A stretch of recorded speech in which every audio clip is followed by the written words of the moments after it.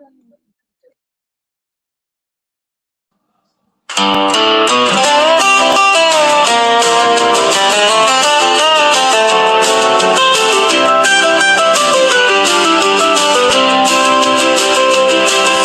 the talk is at the coffee shop and it's buzzing in the street about a brand new warden and a victory that's sweet. We'll draw a line around the wild, the weed and the oil, and plant a brand new flag in the thick Albertan soil. But the lawyers and the chiefs are holding maps up to the light, and the picture that they're painting gives the partisans a fright. 'Cause it turns out when you're leaving, you can't take the whole terrain. The fine print in the history says you're bound to feel the pain. Oh, it's the Swiss cheese province, a nation made of holes. A few blocks in the city, but you've lost the power poles. Subtract the treaty land, the parks and the meaty ground. There's barely enough Alberta left to keep a horse in town. It's a patchwork country, puzzle in the sun. You're looking for a border, but you can't find even one. Treaty 6, 7, and 8, they cover 95%. The First Nations told the Crown that's not where our spirit waits. They say their deals with Canada, with the King and with the law, and they'll keep their land together, the biggest no you ever saw. So you got a tower in Calgary and a house in Red Deer too, but with the highway in between them, well, that don't belong to you. You'll need a passport for the suburbs and a toll to cross the street, while the feds keep all the mountains just to keep the map complete. Oh, it's the Swiss cheese province, a nation made of holes. A few blocks in the city, but you've lost the power poles. Subtract the treaty land, the sparks and the meaty ground. There's barely enough Alberta left to keep a horse in town. It's a patchwork country, puzzle in the sun. You're looking for a border, but you can't find even one. You want the oil in the north? Well, the title's then enough. You want the cattle in the south? That's some other treaty law. You're a landlocked island surrounded by the blue. If you wanted to be independent, you got quite a mess to chew. So hold on to your hat, boys, and keep your lawyers near. The math of separation is the thing you've got to fear. You'll be the king of a cul-de-sac, the hero of the lane, in a 5% Alberta, man, it's hard to find the grain.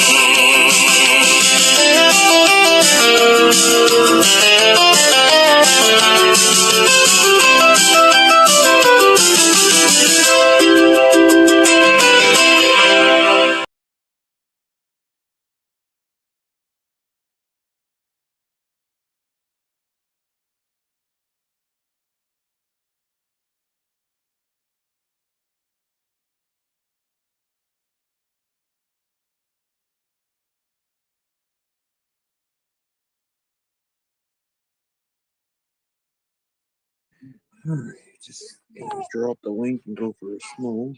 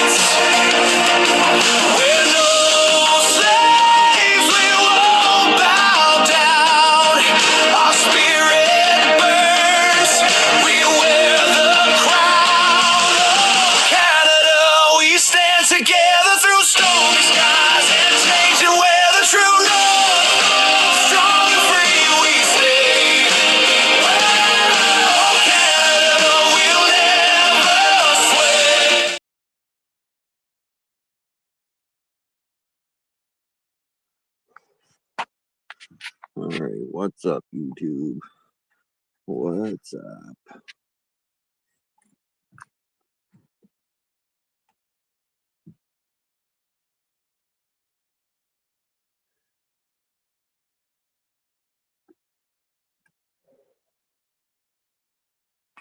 City Hall New here.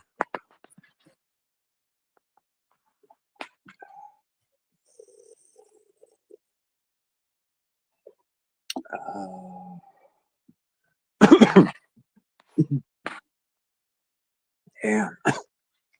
Oh. What is everybody saying tonight?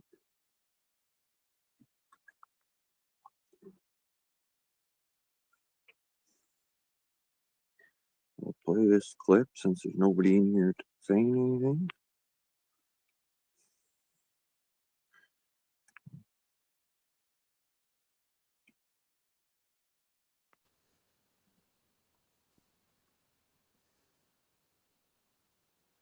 The escape, the nightmare began not with a crime, but with a lapse in May 1989. Ledger was already a convicted killer, serving time for the brutal murder of a shopkeeper under the guise of a medical visit to a hospital in Moncton. He exploited a moment of relaxed security, either a piece of sharpened metal he had hidden. He picked his handcuffs, overpowered his guards, and vanished into the spring woods. For the next 7 months, the province didn't just look for a man. It lived in a state of paralysis, the longest winter. Ledger didn't flee the province, he stayed. He haunted the woods and back roads of the Miramichi like a ghost. He lived in the rafters of seasonal cabins and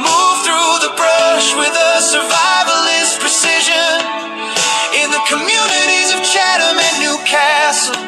Life changed overnight. The curfew of fear. Families who had never locked their doors began bolting them at 4 p.m. The empty streets, children were no longer seen playing outside. Men sat on their porches with shotguns across their laps, watching the tree line.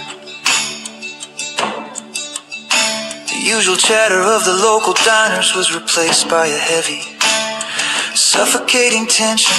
Every snapped twig or barking dog felt like a death sentence.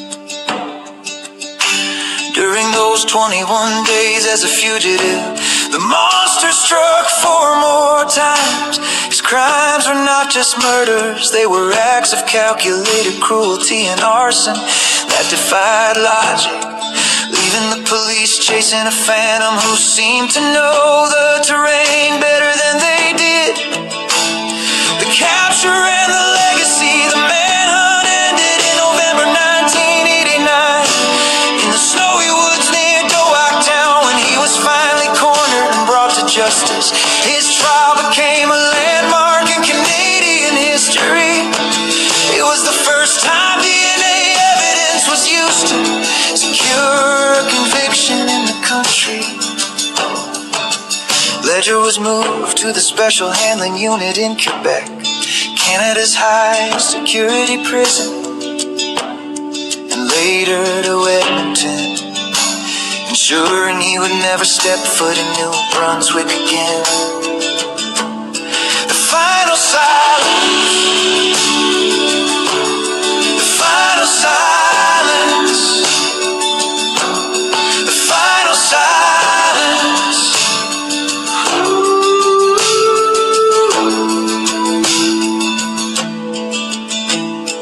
Monday, March 9, at the age of 78, the man who stole a piece of an entire region passed away in custody.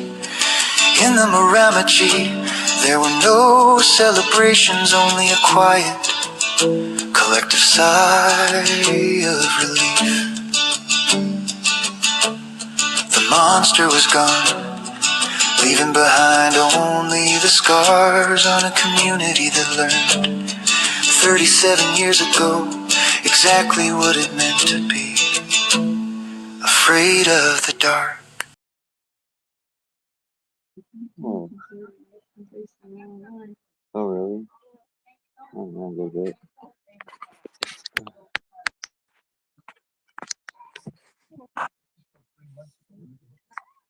What up, YouTube? Oh, I'll see what tonight brings.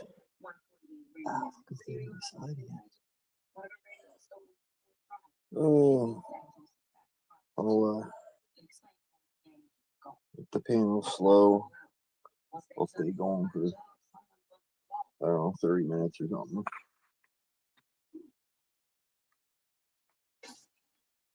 If she died, if she dead, I'll just maybe do a live on YouTube.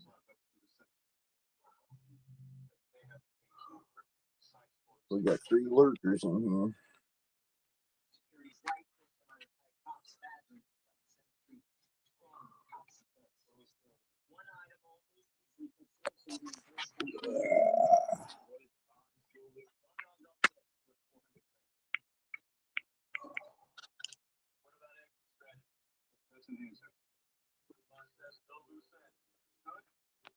And it's gonna start pumping out the old oil.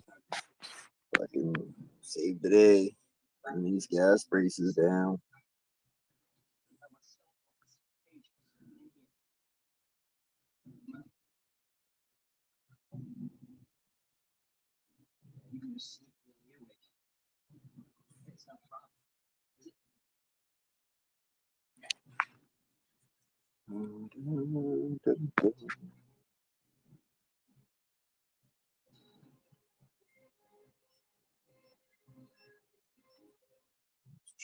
Let's check some numbers for today.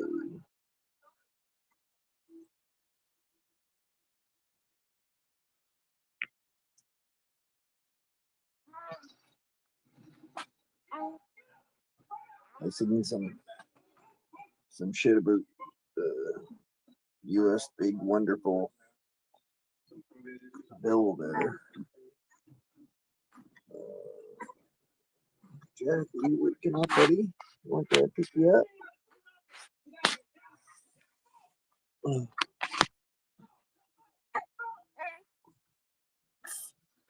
Oh my goodness. Oh, okay. I'll pick you up. I'll pick you up, dude.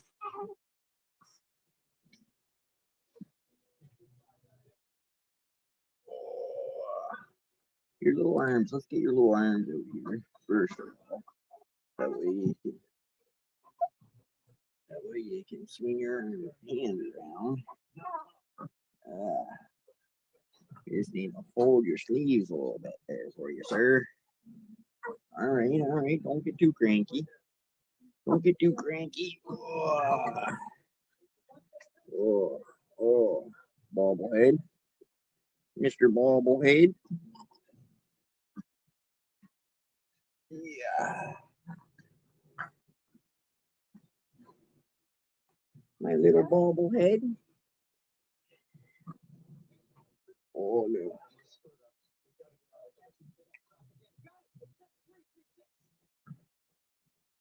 Oh, good stuff, good stuff.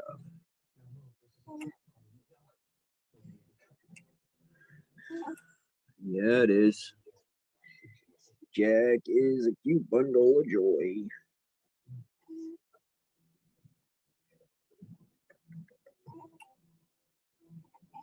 I see you. I see you. I see you looking at me.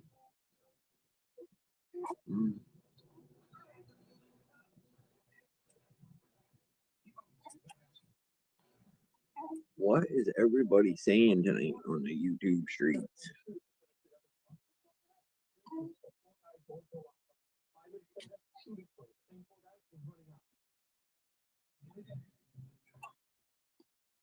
Where's everybody at tonight?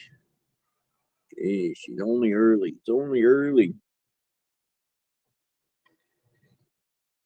Where's everybody at, Jack?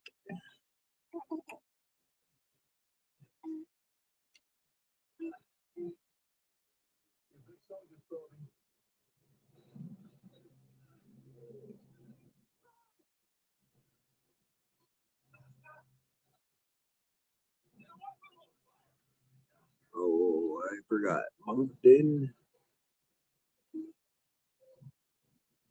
I am in New Brunswick.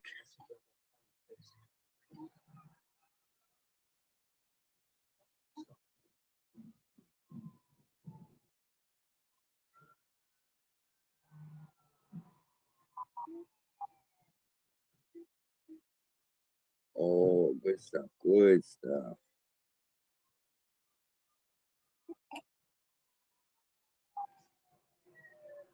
Bum, bum, bum, bum.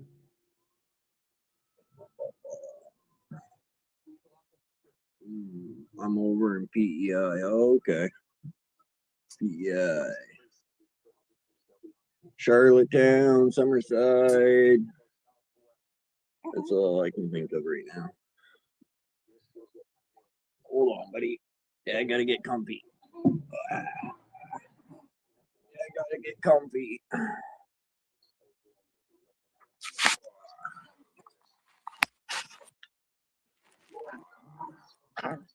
Oh, all right, buddy.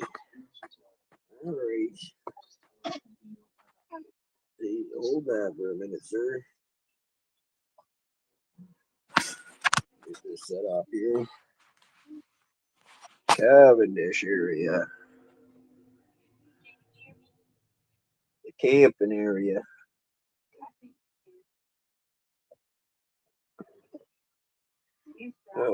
We got another guy that's usually around time to time. Can you turn that down like 2 or 3 notches?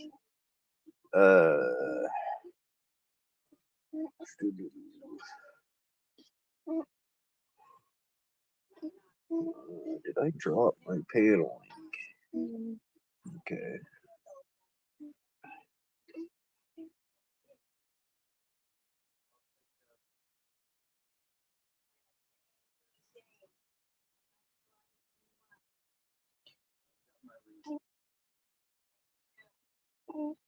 Yeah. A couple times. Cavendish.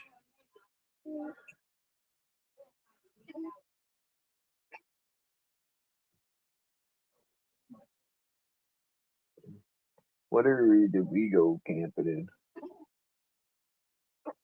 Brackley. Brackley.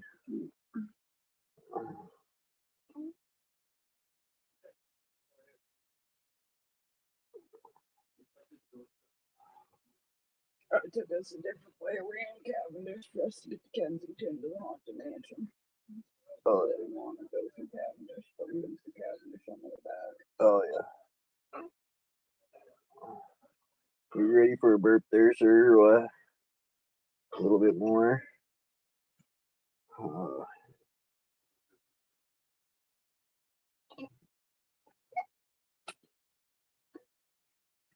Oh my goodness. The driving got boring after a few years.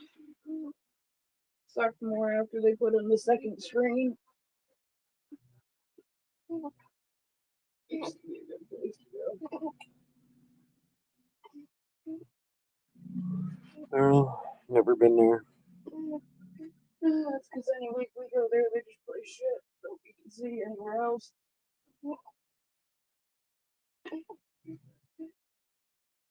There's a drive-in in our town we don't even go to. Yeah. Is it still open? Not open. No, but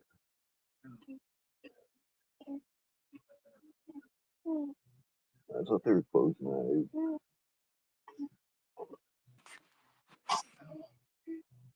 Where's everybody at tonight?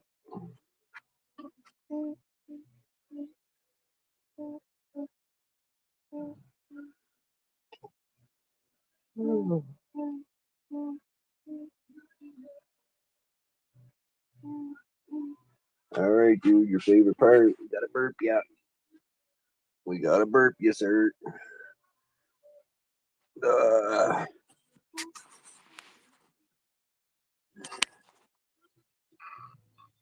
Where is everybody at tonight?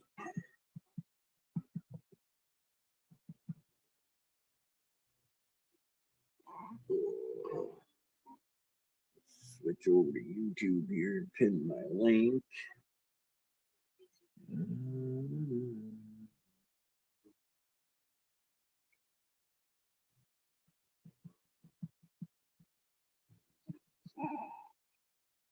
Oh yeah, they grow fast.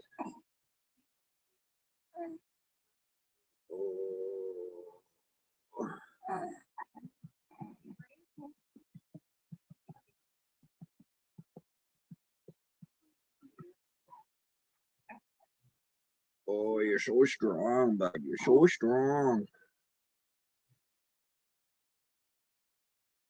Message.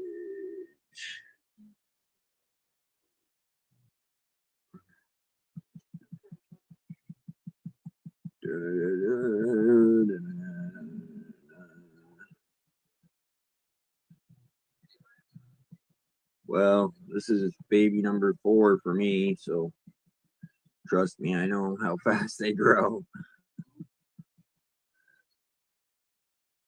I'm an old timer.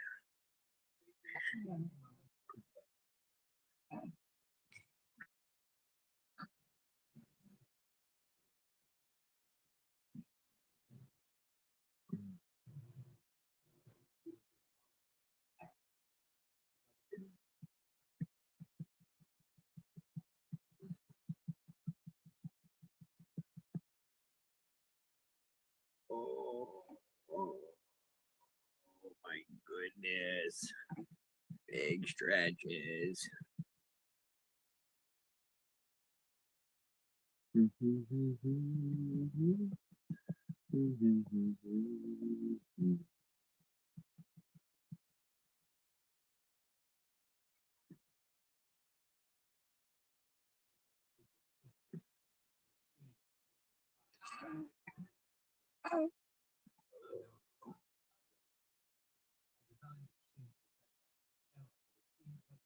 Yeah, well, Chelsea's working on that.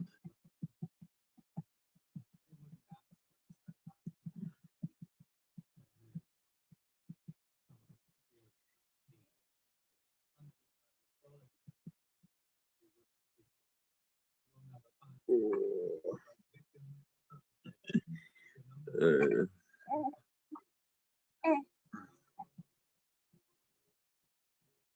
my damn nerves can't take it. Nerves can't take it. Babies freak me out.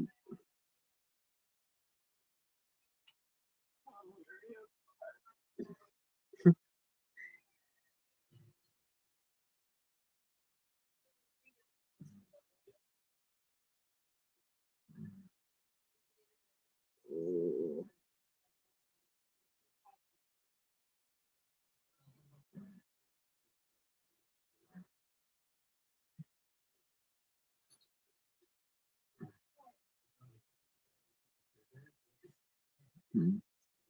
She's pretty quiet.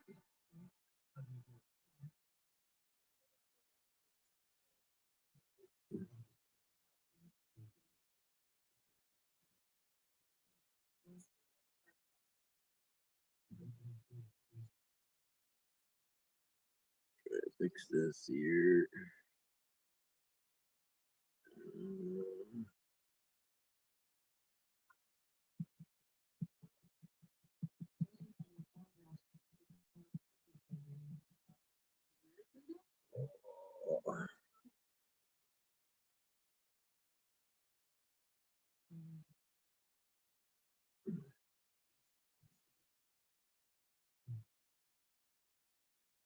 I am very curious. You guys make any money off this channel? Not really, no.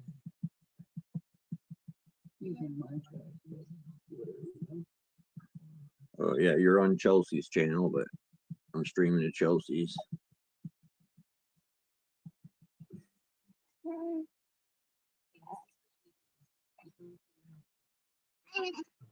Very little money comes from YouTube. We haven't collected anything from it though.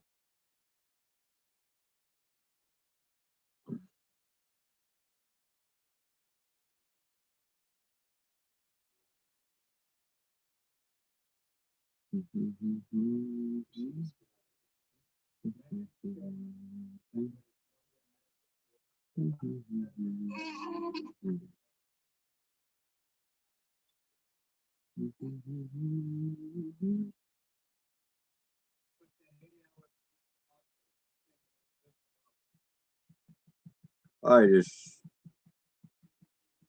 yeah, I'll never be famous on YouTube. Never be making enough to stop working.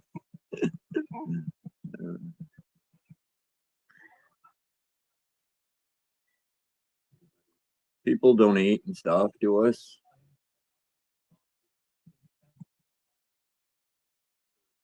We've made more money from that than YouTube.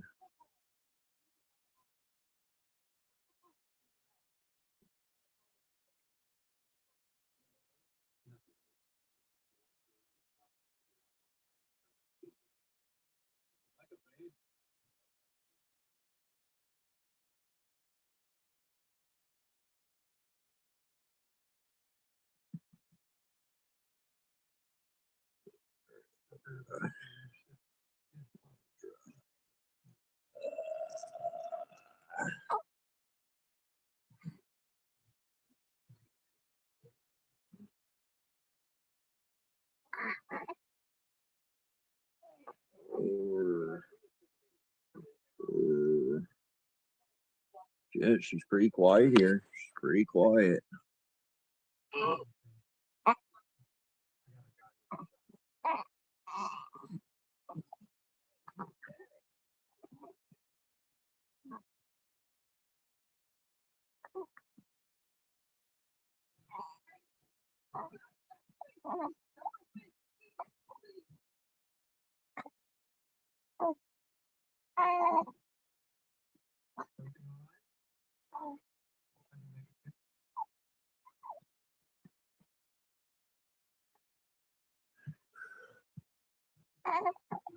Well, my channel just recently got monetized. Well, got monetized a while back, and then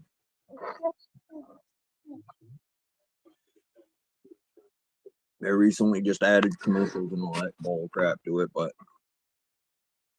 you don't make much money from it.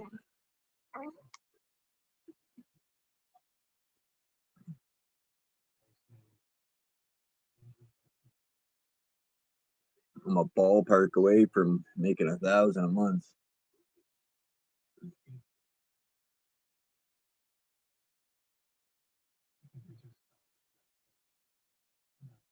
I actually didn't turn on commercials tonight on my live stream.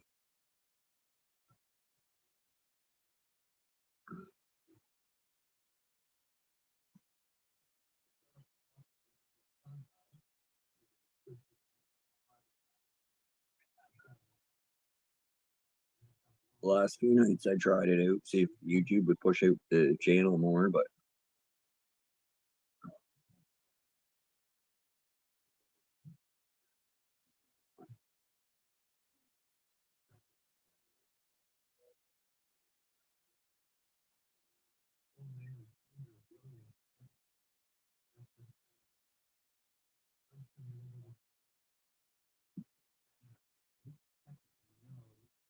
what kind of content you're running on Facebook?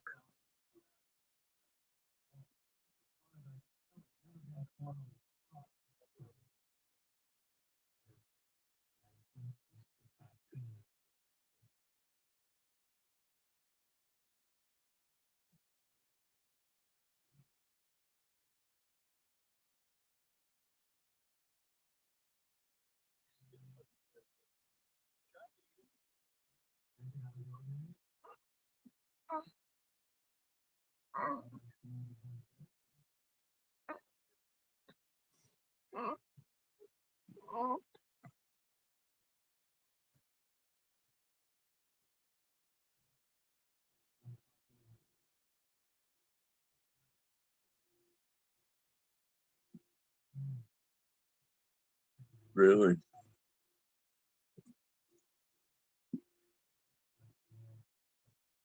I've never had like a set thing that I've stuck with on YouTube. I just upload. If you looked at my videos, everything I've uploaded to everything. I haven't just worked on like uploading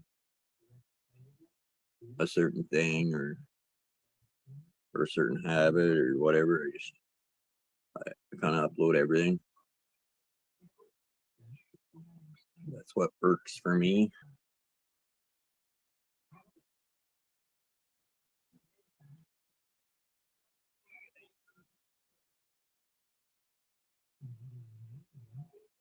I've had a lot of ideas, but I haven't done any of it.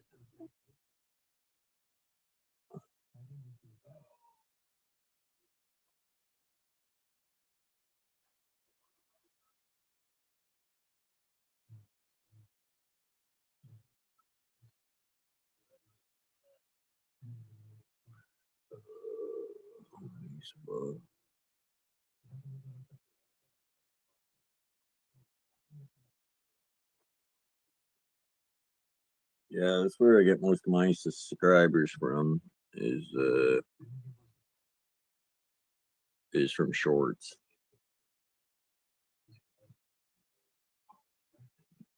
But YouTube has changed so much since I started YouTube. Like, before you needed 1,000 subscribers to go live on YouTube. You needed 500 subscribers to have a community page.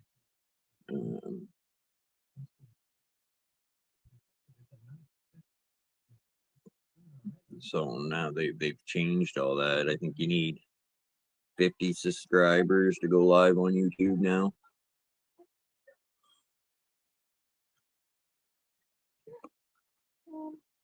Which they didn't really reward the channels that you know.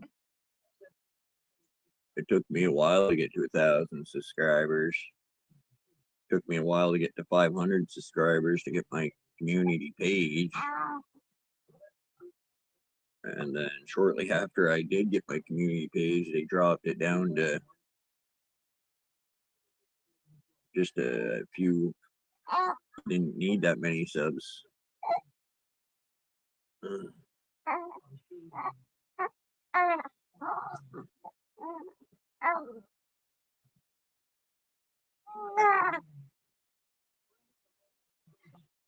But YouTube is trying to compete with TikTok, so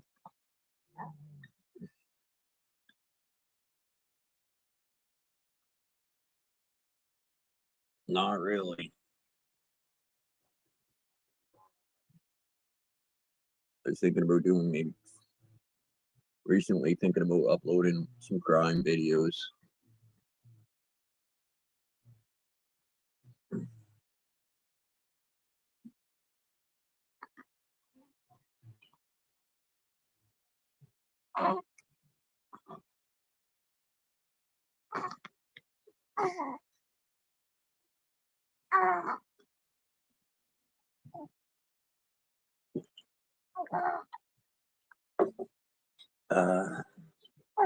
Yeah, I make a lot of videos of Jack.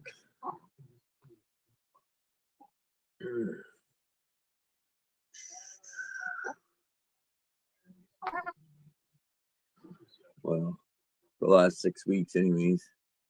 I'm pushing a lot of videos of Jack.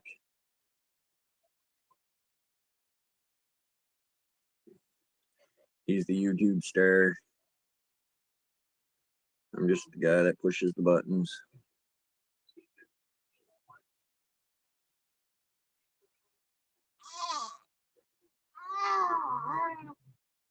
Ooh.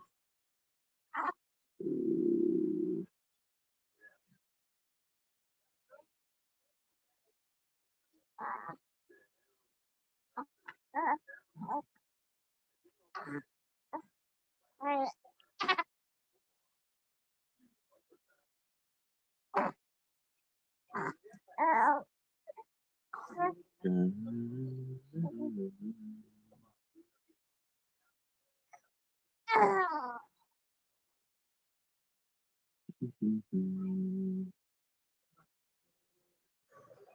I don't know, there's something like 500 hours of YouTube uploaded every minute.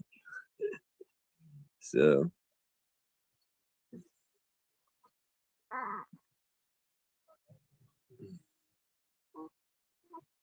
either YouTube's gonna push it your stuff or they don't.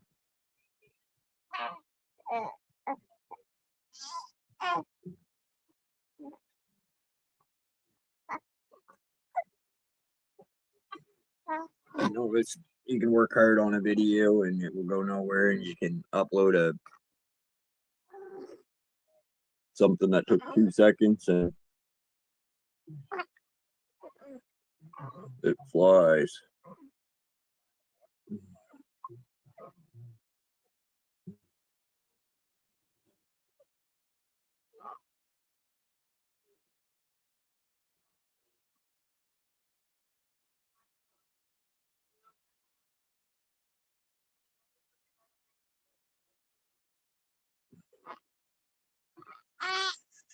Yeah, that's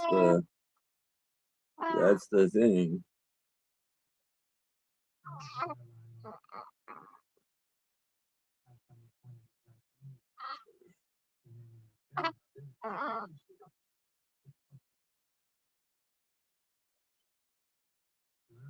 Persistence is the key, you know.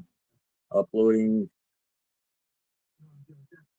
things that people want to watch, and each video you upload should be better than the last one, and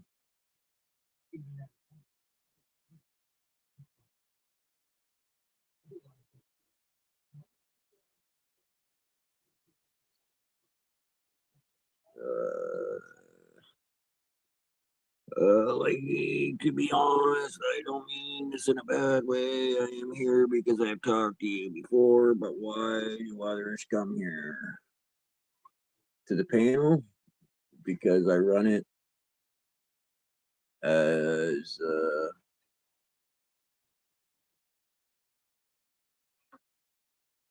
kind of like a coffee shop. Everybody's welcome here. we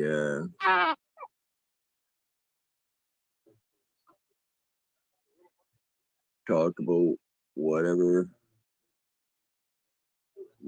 on the go for the day, kind of thing.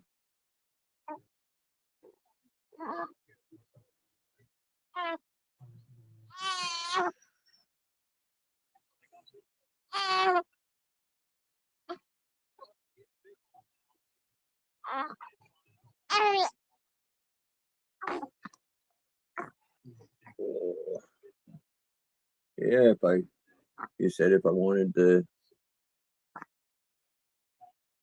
channel to start taking off or whatever, maybe I'd put more effort into it. But as of now, it's more of a hang out with people, meet people kind of thing. Nothing too fancy. I don't have a book of things laid out in front of me to chit chat about when I start up a live stream or anything. I easily could do that. The key with, I think, the internet and YouTube to get people in here, to keep people in here, is to, like I said, you gotta be talking, really. There's a billion people out there, so there's always something for somebody. It's just a matter of talking.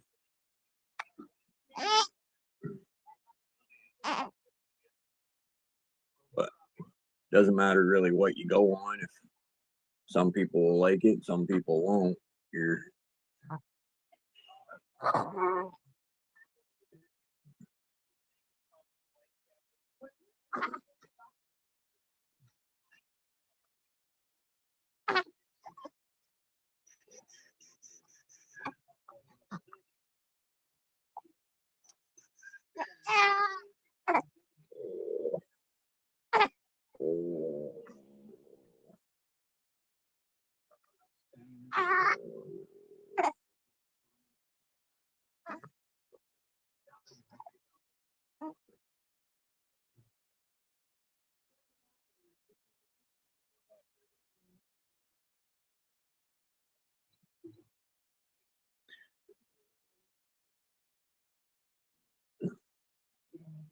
One of these days might work on building up my channel in a different way, but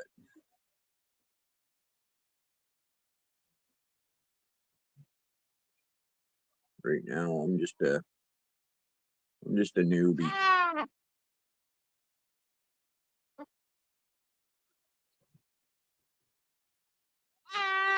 We're doing lots of stretches here. Yeah.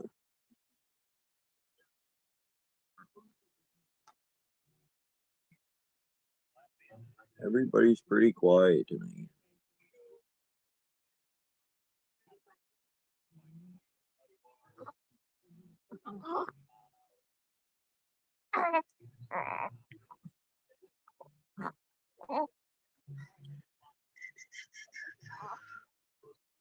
Oh yeah, I've heard of, I don't know, no worries. I get the whole idea all behind it. I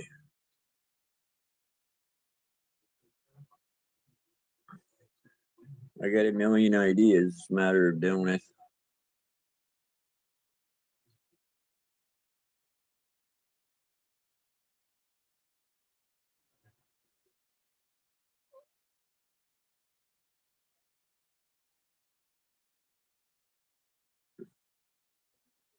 Most part, these panels are just for people to come in and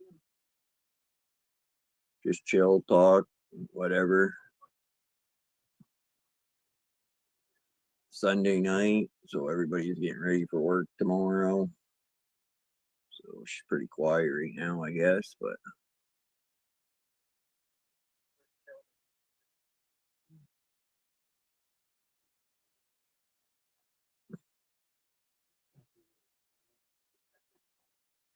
you're exercising Jack's legs, and he's just going back to sleep. He's just loving it.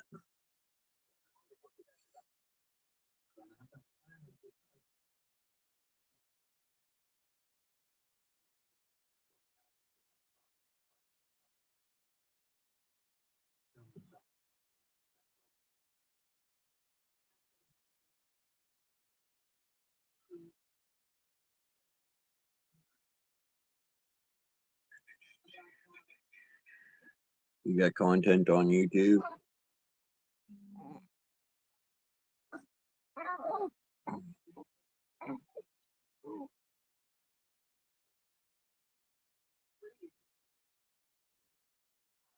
I dropped his link in the chat room.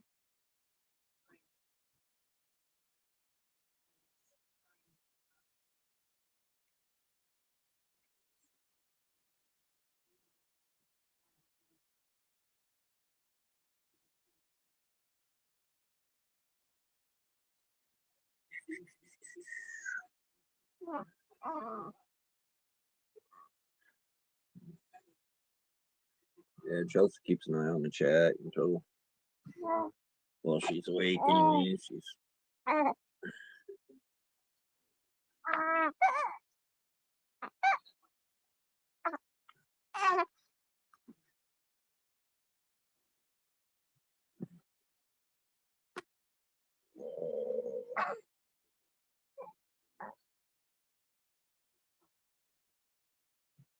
we got 7 people in here. Nobody's saying anything other than Mike.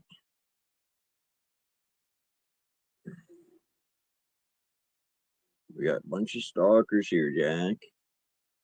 A bunch of stalkers. What do you guys think about Canada gonna bring down these oil prices?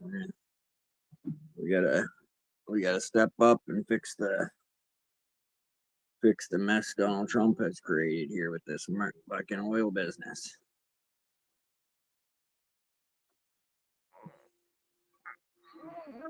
Start pumping oil to the market.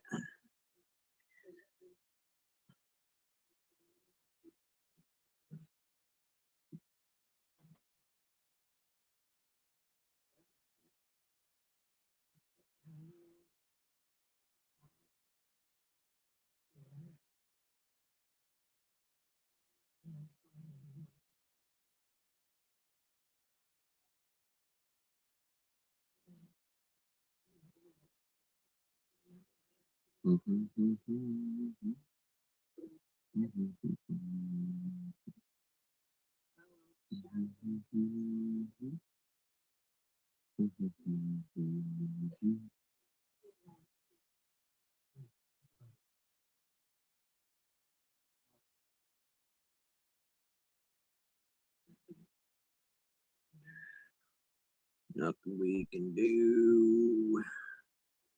Yeah. What up, Racer? Good to see you back in the chat.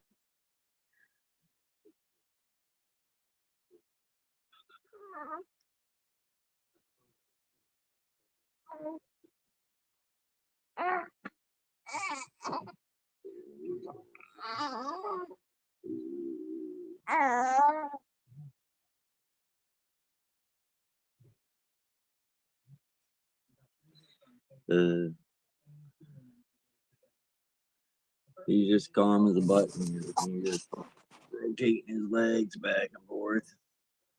Laying here just loving it.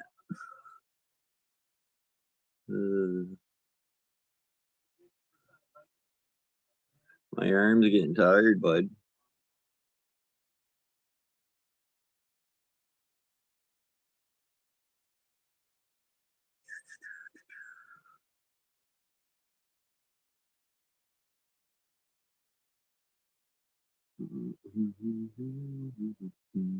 Yeah, but it doesn't take 10 plus years to get it into the market.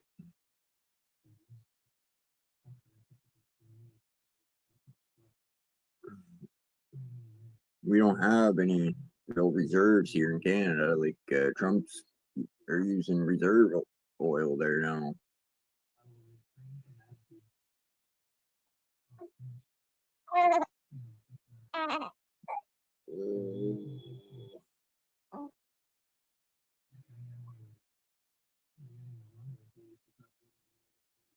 How are you sending it?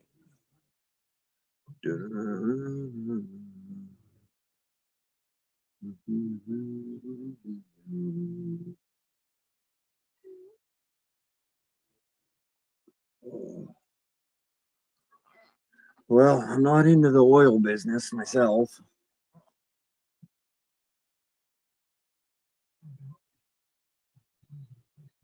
How are you sending more oil? Through what pipe? Well, I don't think it's going to go through any pipe. It's going to be put on a ship.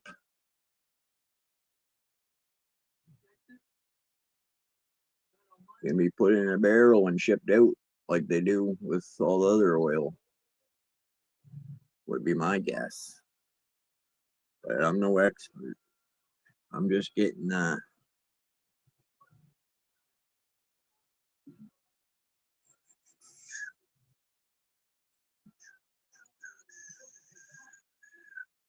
does it get to a ship? On the back of a truck.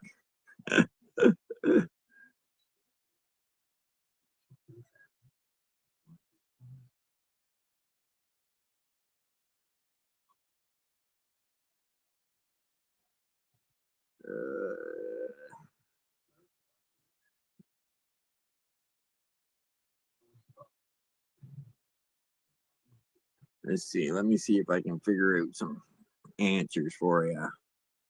Said I like just talking junk. Gets everything flowing.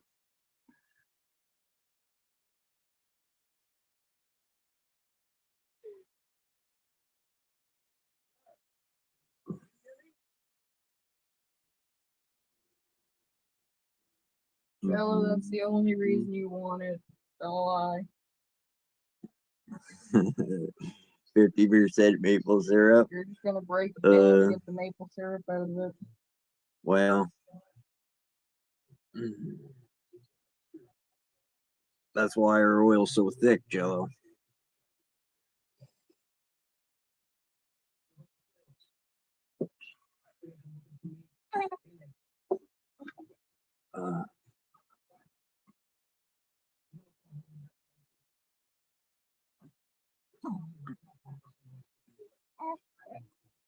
Well, that is true, but we already have that. Why the hell would we truck it to BC when we can ship it right out by boat in New Brunswick? We already have that in place. It's not like we got to build that or whatnot, you know. All we really have to do is ramp up production. But again, I'm no oil expert or anything like that.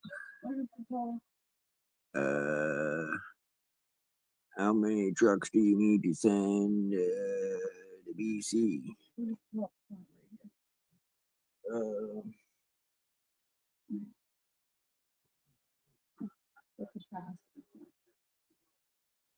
Oh, in St. John? They're equipped to handle the biggest tankers. Yeah, we got the big tankers, ships that from the refinery here in St. John, New Brunswick. For import and export into the port of St. John. Yeah, and it is a capacity, yes.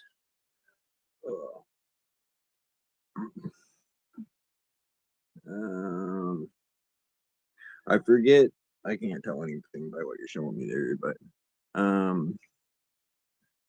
the St. John refinery doesn't put out what BC or Alberta does, but I don't think. But no, but they have a roughly 20 million tons of petroleum products annually. So back to my point of why would we truck it to BC?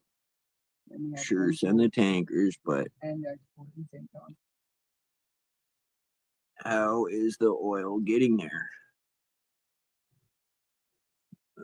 I am so fucking confused by your statement. Just the same way it always gets there. The oil refinery? Right down the road from the port? We're not in Alberta. We're not jammed up like with their pipeline.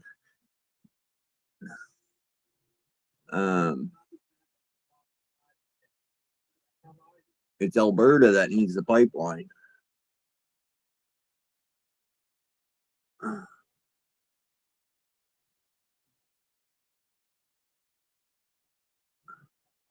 But either way, if it comes from Alberta, it be put into big tanker trucks, goes to the boats.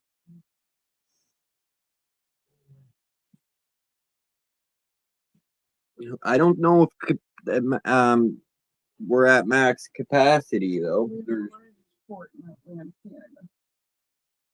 Right. I don't know if it goes to say connecting to over 500 ports. Yeah.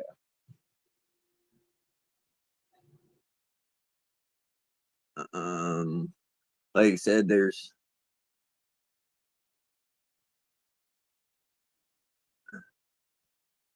always a way to ramp up production, you know.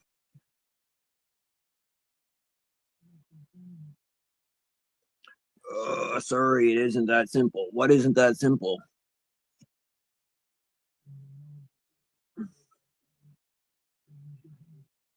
I think you saying it taking 10 years to get more oil put out there is just a false statement, to be honest. And I don't know nothing about oil, but that don't even make any sense, really. I don't know where you're getting your numbers from.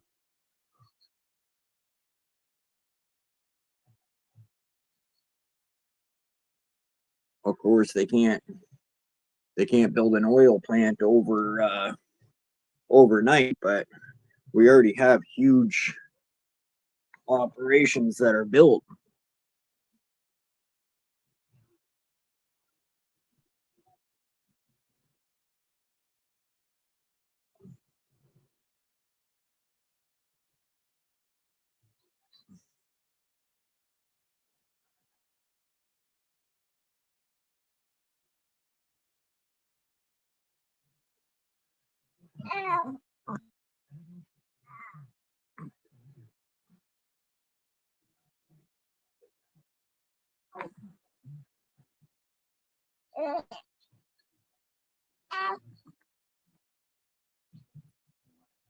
Took 5 hours to upload that video. Damn, man.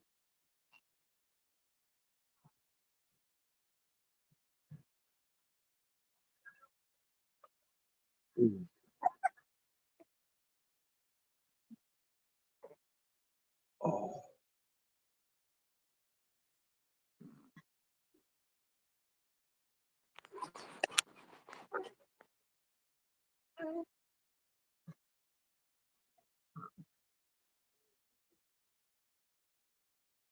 So you say ship out more oil. Do you think the companies that are making money off?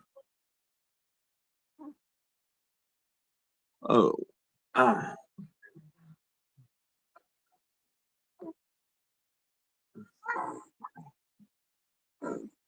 Well, there's a bunch of other things that would come into play. Okay, demand would be one of them, and the world's demanding oil right now. So you got to put that into play.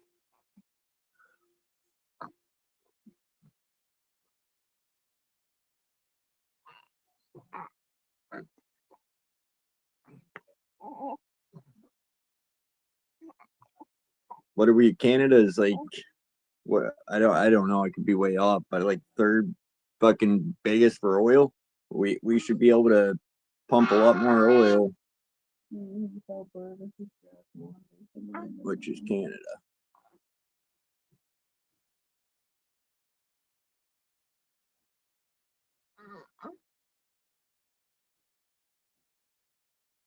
Canada is at max capacity.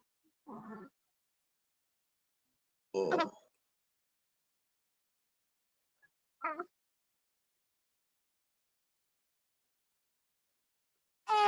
Ooh.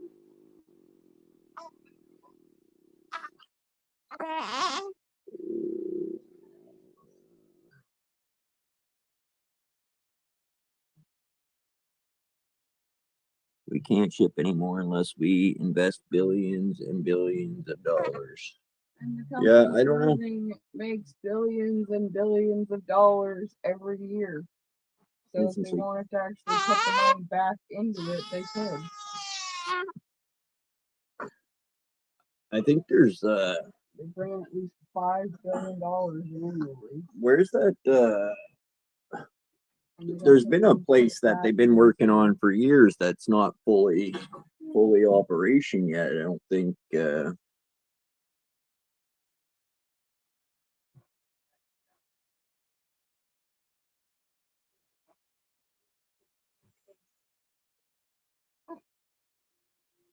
But I think that's what Canada should be doing anyways. Whether it takes 10 years or whatnot, we should be producing. We should be a superpower of the fucking of this world.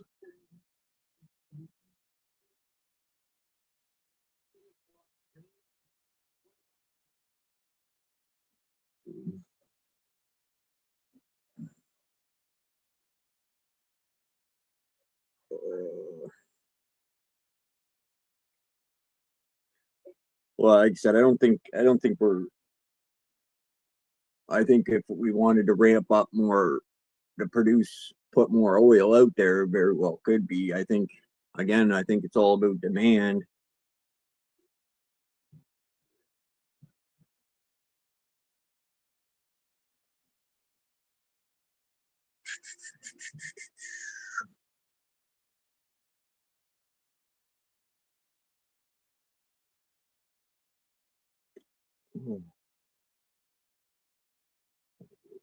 Oh, it might not be something that we can click on like a light switch or do overnight, but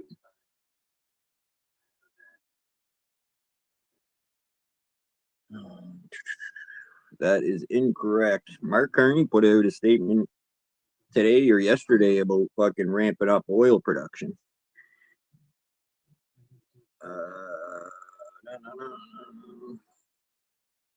Let's see. Let's see if I can. Let's see what AI brings up here for me, boys. Let's first of all, let's see how much oil New Brunswick puts out.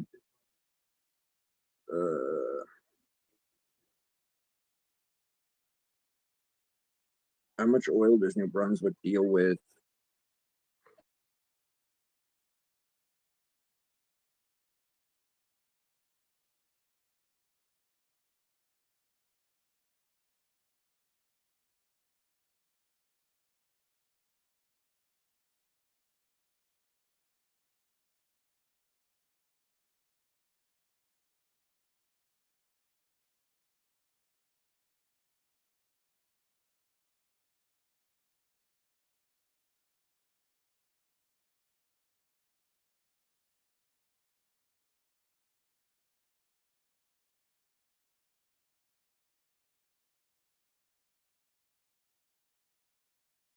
So New Brunswick does about 17% of Canada's and provides about 19% of all gasoline imports to the US.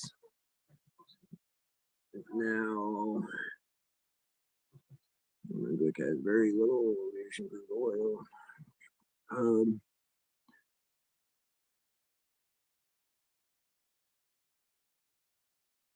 See, depending on the market, so between 600 to 900 million worth of crude oil, depending on the market. So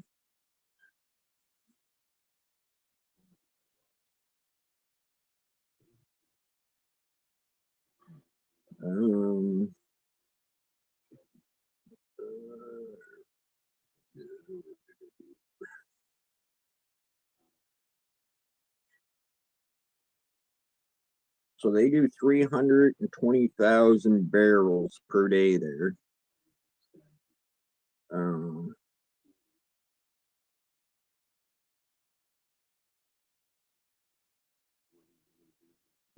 Gas, 75% of that goes to the US.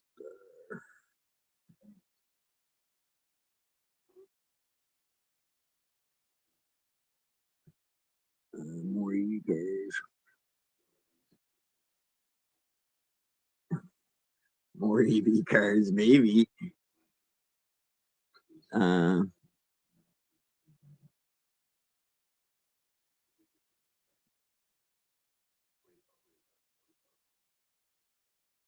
Needs to be a balance of both.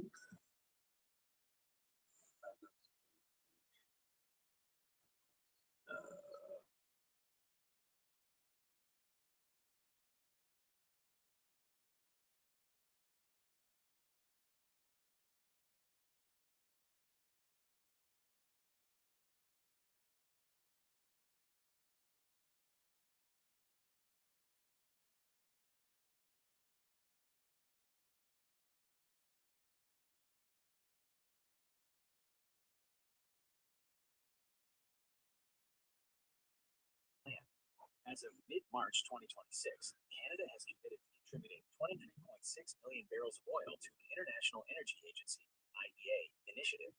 This is part of a global effort to stabilize prices and help allies deal with supply disruptions in the Middle East. Since Canada doesn't maintain a government-owned strategic reserve, this oil is coming directly from the industry. 2. Pipeline expansion and optimization. So right there, it actually says we are ramped up oil production of March.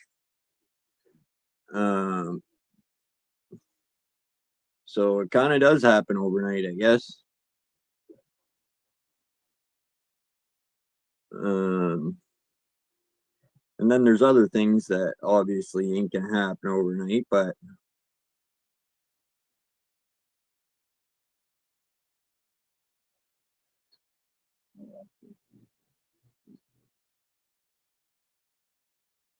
so since the capacity has finished in 2024, it's jumped from 300,000 to 890,000 barrels per day. And it says there that is running at about 90% capacity, meaning there's still some room to move more crude.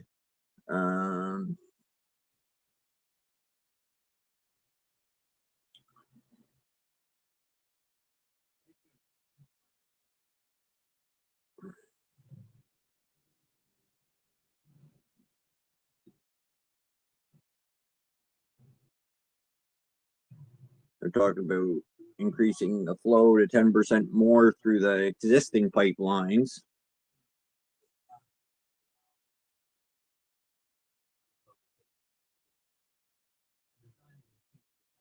That would add another 510,000 barrels per day.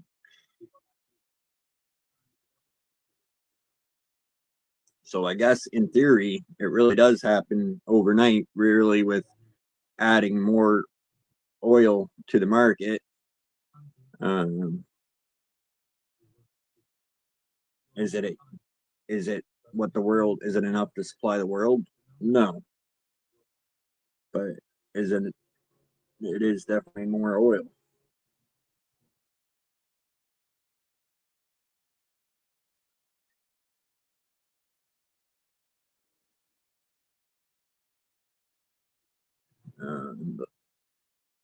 The oil sands totally produced in Alberta average roughly 6.7 million barrels of oil per day. That's a lot.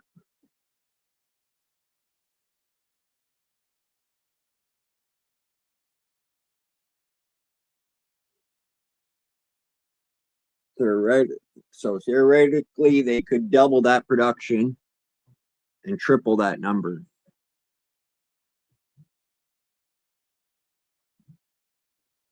We are short 20 million a day right now. Yeah, I believe that.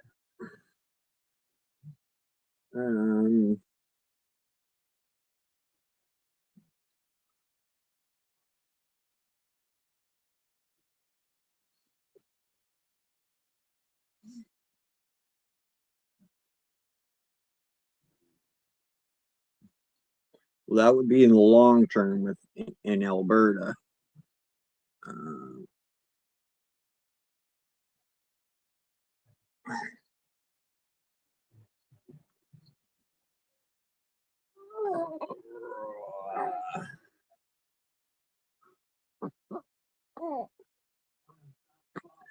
All right. The conversation started out with me saying we can pump more oil to bring down the price of gas. Not that we can fill the orders of the world as of right now. But if we can keep the gas prices from a steady rising, would be good. I think I understand. The goal isn't just to meet demand, but to stabilize prices by putting more oil out to the market. Hoping that increased supply leads to lower prices, while Canada producing more is part of that.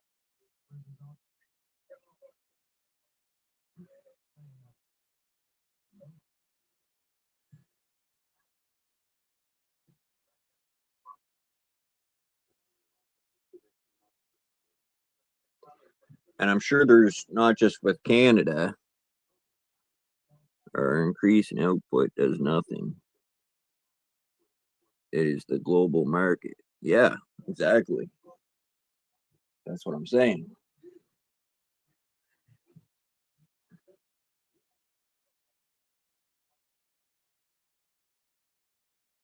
If that's the whole thing, Canada's gonna try to put more oil out into the market.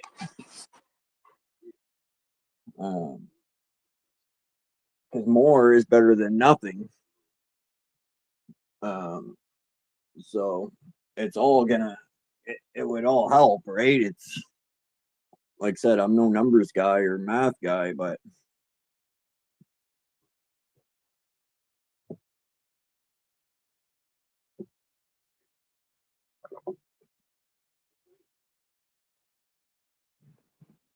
oh,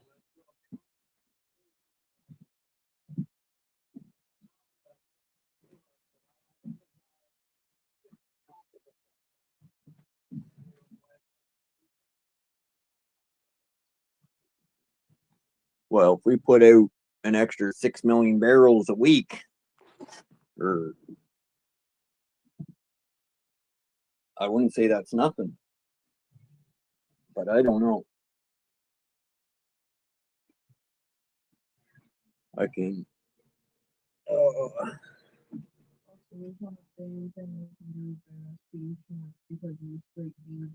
Sure, it may shave a cent off the cost.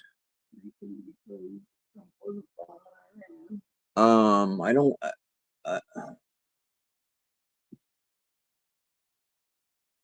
I think it's gonna be a lot more than a cent because it's gonna stabilize.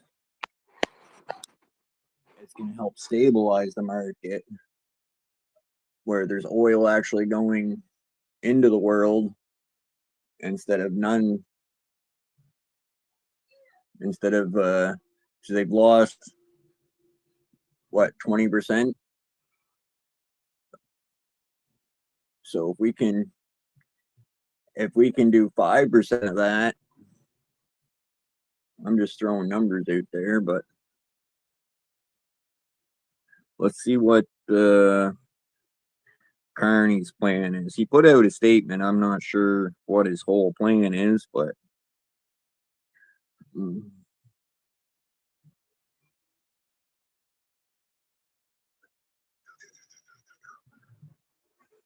well, that's just your opinion too. I don't think you're an oil expert.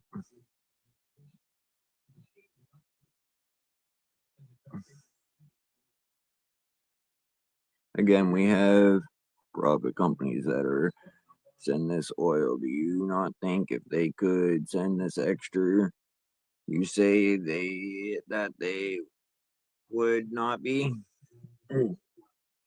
Well, it's already proven fact that they're gonna put out more oil, produce more oil. They can already put 10% more through their pipeline, their existing pipeline. I just read that to you. Again, it's all about demand.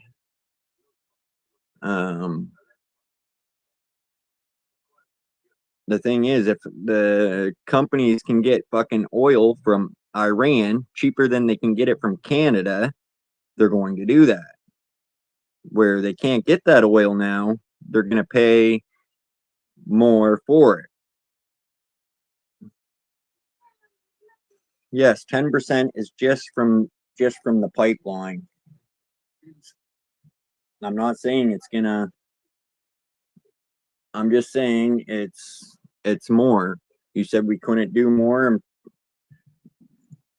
we can do more. Right, 10% ain't a whole lot. What did I say? It's 500,000 barrels extra a day. So it's something. And then that's just from that one. That's just from that pipeline. And then I'm sure if they wanted to expand stuff, like you said, over time, they could. But overnight, they can do the extra 10% through those pipelines, they can ramp up productions in other places. So I think it is definitely possible.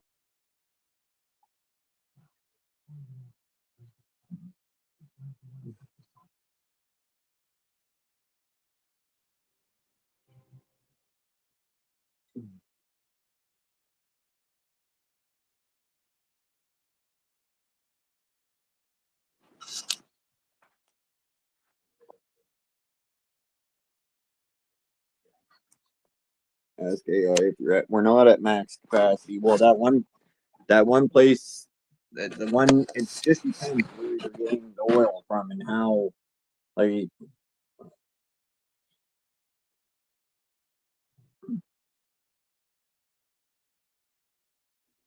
they said that one place was at 90%, which if they added another 10%, be an extra 500,000 barrels or something. They said, I'm just saying we can produce more, which was the whole point of this story. So if that is possible, is it happening? Yeah, it is happening. I just said that.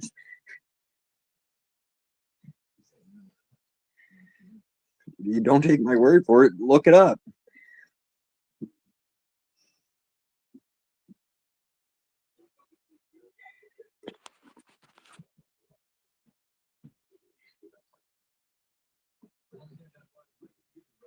Hold on, let me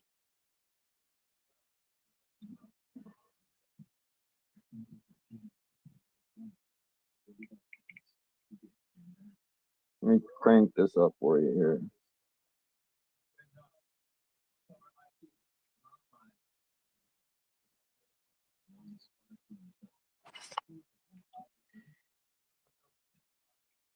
Is it Canada's plan to start pushing more oil out to the world market?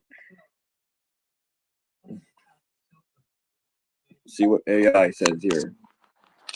Yes, Canada is currently taking significant steps to increase its oil and natural gas exports to the global market, particularly in response to recent geopolitical instability. As of March 2026, there are three major factors driving this push. One, the IEA emergency release. Canada has just committed to supplying 23.6 million barrels of oil over the next few months as part of a massive 400 million barrel global release coordinated by the International Energy Agency, IEA. All right, so there's three steps Canada's working on. So if we're pushing out oil and other countries are doing the same thing, then we can bring that market down. I'm not just saying it's all going to be Canada, but Jello, are you out in the garage? Why don't you fucking come up here so I gotta at least have someone to argue with here? Can't, I'm arguing with myself right now.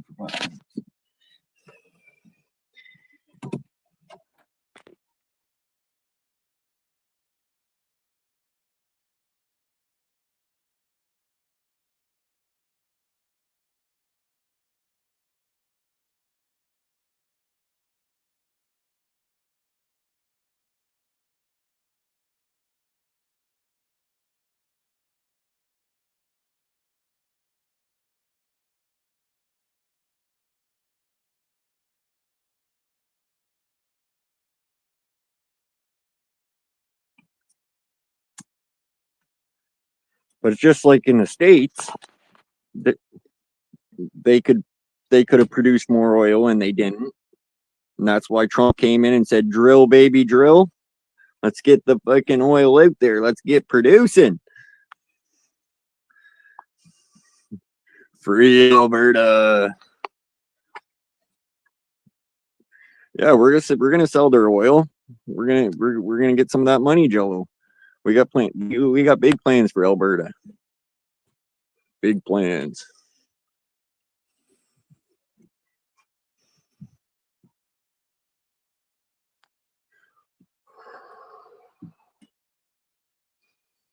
Then we'll increase Myron's old age pension by $10 or something.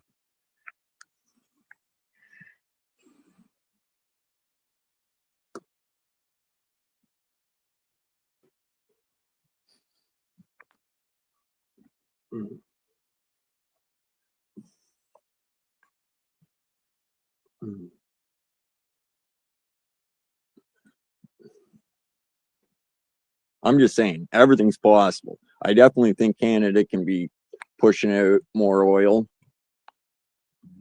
and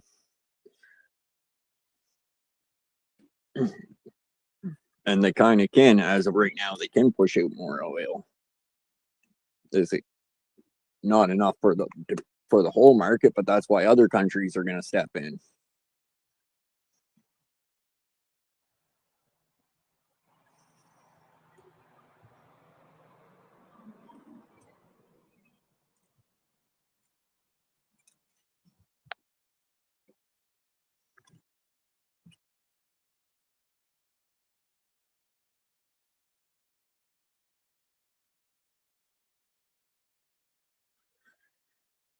And I think it's already been going for a while now, where Canada's been wanting to push out more oil to other countries, as we should be, because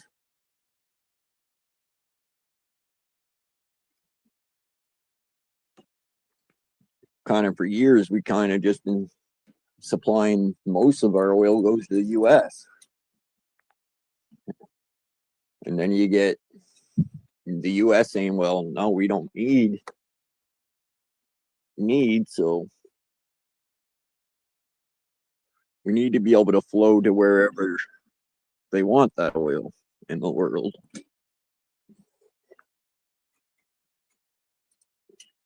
Into the Asia market. Oh fuck, look at this guy now. Free Alberta. Hey, no. You're welcome. You're fucking welcome. If we didn't go over to Iran, Canada would have been cutting back more oil production. So now you're welcome. Well, we already had big plans to start selling it to fucking China anyways. Oh fuck, you're gonna ramp back your oil again. Shit. Yeah, we're gonna start selling it fucking all these other countries, but now we're gonna start sending it back to the US there probably. We got enough oil, we could fucking solve the whole problem overnight, Josh, but America's not, we're not gonna give up our fucking oil to the world. Fuck that. Well, didn't Trump open the reserves over there? Us, yeah. That's American reserves. That keeps my gas prices down. We don't care about Canadian gas prices.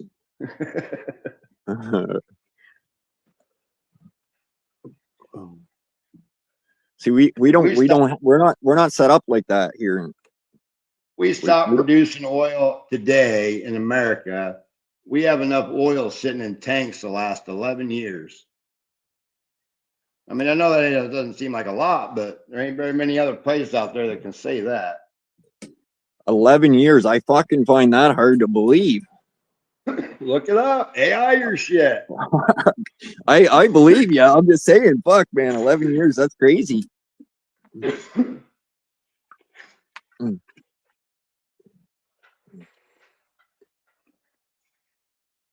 11 years.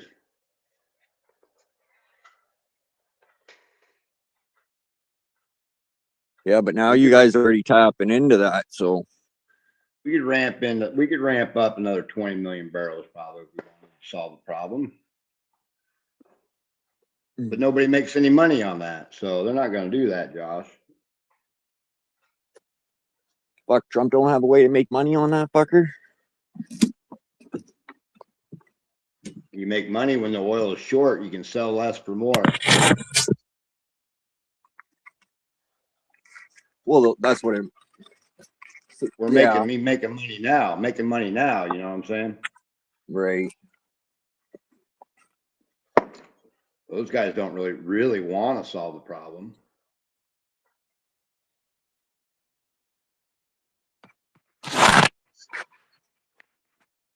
Like the problem is though, with the fucking higher oil, the higher everything else is. Fucking hydro, fucking gas, everything. Right. It Food. affects me and you. Affect any of the people selling oil. Right. No, because they're making more money, like you said.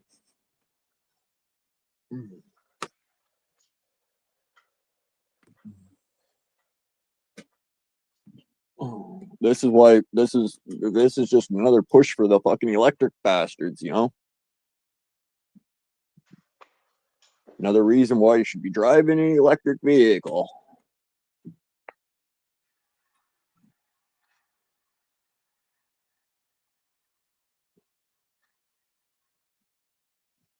Nope. I'll do it.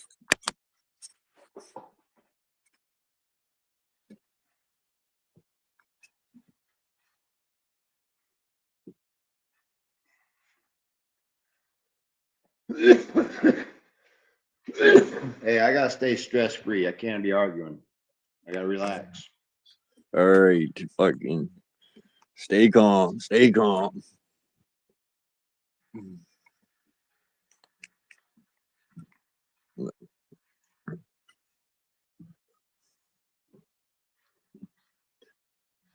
Well, I only had Mike talking in chat, so I brought up the oil thing. And the only one that got excited about it was Mike.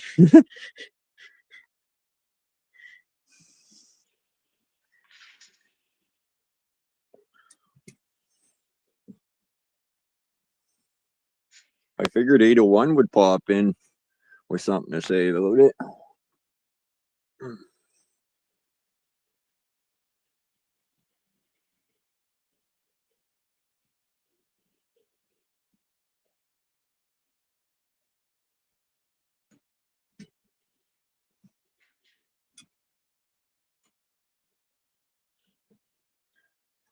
I thought we had oil reserves here, but apparently we don't.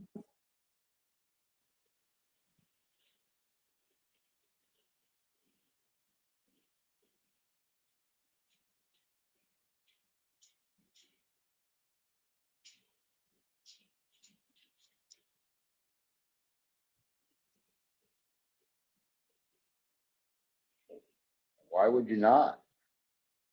That's a very fucking good question.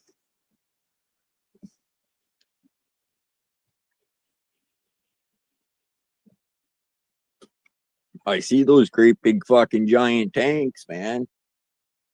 I guess that's just for storing it to fucking get it out there. I don't know.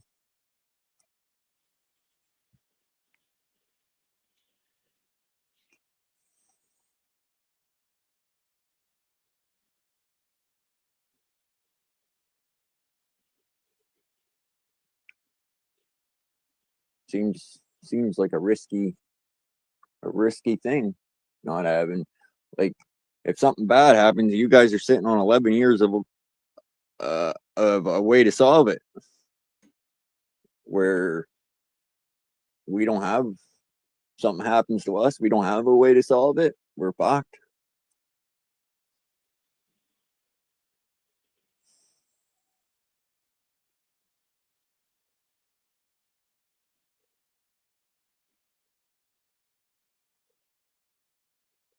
I could be wrong, but I thought I seen something on the news today about it, so I'd have to look it up. All I fucking know, it just makes sense that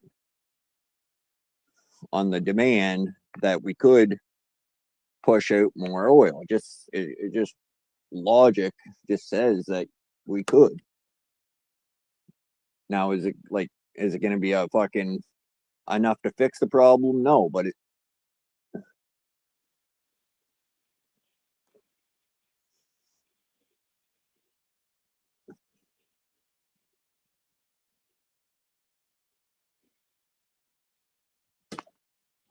oh, what up, Youper? Youper, get out in that backyard and start drilling oil. What up, Youper? Had severe thunderstorms this afternoon, and now I'm in a blizzard warning. But I ain't gonna get nothing compared to Uper, but snowing right now. I have 50-mile-an-hour winds. I gotta grab a drink.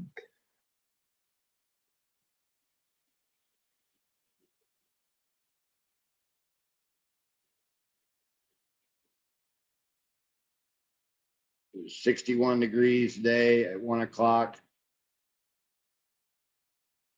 It's gonna be 17 degrees in the morning.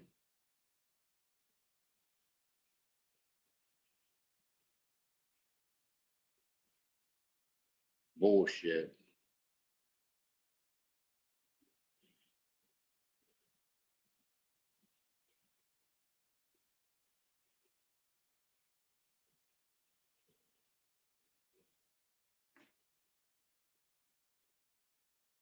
Yeah. We ain't no 15 inches. It's supposed to snow all night.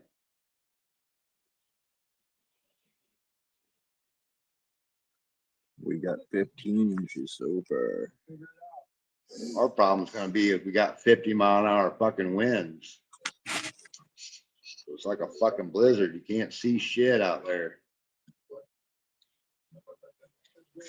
Fucking bullshit. Oh fuck! What's it gonna last for a day?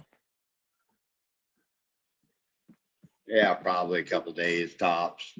Supposed to be 75 degrees Friday, so Yeah, well there you go, right? Fuck.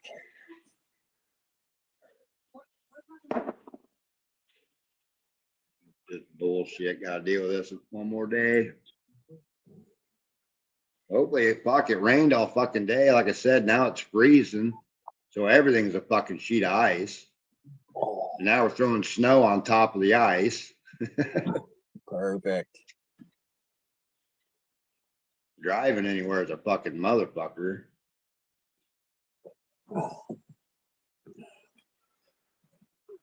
No link. The link's pinned. Don't fucking No. tell me you're over in Chelsea's chat again, Uper. Fuck yeah, that's where everybody hangs out at. There's no ads over there. Fuck, I didn't even run ads tonight, for fuck's sakes. Oh, I gave up on your channel. I just go to Chelsea's. Thanks, Fuck. Chelsea. Thanks, Chelsea. Appreciate you. I will not tell her when she wakes up.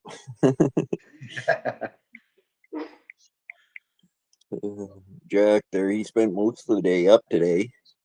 He didn't really sleep. You know, he had a little cat nap. It is at the top though, but yeah, you can't scroll back that far now. I'll drop it again. But for some reason, if I just put panel link and drop it, it won't go over to Chelsea's unless I put like, I got to do it a different way for it to go over to hers. Panel link. It was at the top of hers tonight. That's how I got on. Oh, was it? Yeah, but it wasn't pinned. It was just the first Oh. comment. Oh, okay. Yeah. So now, now on this, been so much chatter on here, you can't. No, it's in there halfway. I'll drop it again anyways. Yeah, you dropped it already once, I guess, but yeah, it's still quite a ways back there.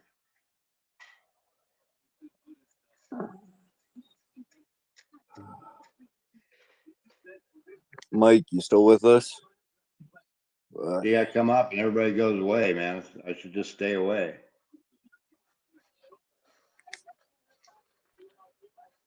I think the oil talk got Mike got his blood pressure up.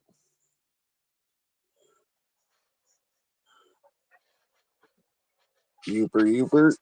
Yeah, you were right. I was in the wrong place as usual. Oh no, you were in the right place. Don't go that bullshit. You know, it's hard being right all the time. I don't think I can drill oil in my yard. I don't think the fucking dinosaurs ever lived here. So there's no fossil fuels for me to tap into. Oh, you just got to go deep enough, then curve and head towards Alberta.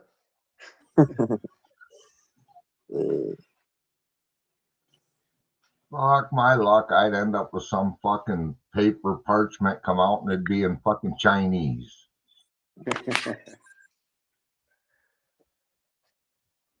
So they do pump some oil in southern Illinois here, but not so much up here. Up here is mainly coal. Is it? Yeah, this whole area, you got to buy, when you buy a house or whatever, you got to sign a waiver about mines, because everywhere around here has either been undercut with mines or has been drag lined for coal. So a lot of houses and a lot of towns and everything like that. I mean, you're sitting on top of old fucking mine undercuts underneath of you.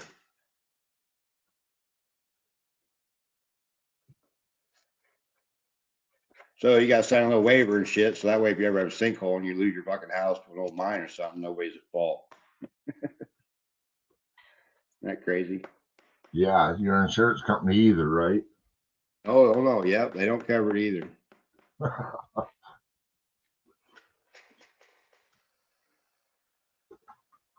But the drag lines used to be big here. The strip mining. I mean, Yeah. that was big. That was big here all the way into the early 90s, I think, when they finally. So yeah, if you guys are using that oil, Jello, for the fucking market, it would last 12 to 20 days. For what? All that oil you guys got stored underground there. If you And the were to Federal supply, if Reserve? you were to supply 20 million barrels a day, you guys The be able, world. yeah. We're not, yeah. Fuck the world. If everybody was stopping producing oil, why would we give it to the world? I'm How just long will it saying. last? Well, hold on. We fucking sell it, Jello, for $300 a barrel. And then we fucking we made bank. We're producing it. So I think if Yeah. you guys just used it, But I don't want to solve the problem, Uper. if you guys use, I think it says something like 13.6 million barrels per day. US has about 10 to 12 years. right. And that's all. How the hell do you calculate that? I mean, I guess, when you really look at the biggest picture of it, you can say that, but Right. Well, I mean, I'm sure they go. you're basing that on our last how many years of usage. Again, so it might last, but is it going to be $9 a gallon? Oh, it'd be probably more. Glad I got a horse. I hope you got a fucking wagon because we're gonna need a ride too. Well, I got a chariot. He pulls, well, really, it's a cart, but I call it a chariot because that's what it reminds me of when I'm on it.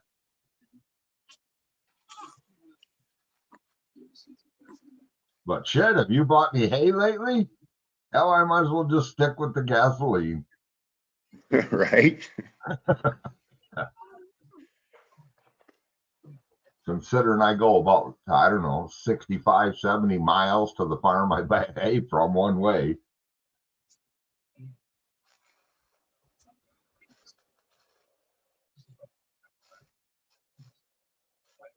Then an added $20 for the trailer coming back across the river.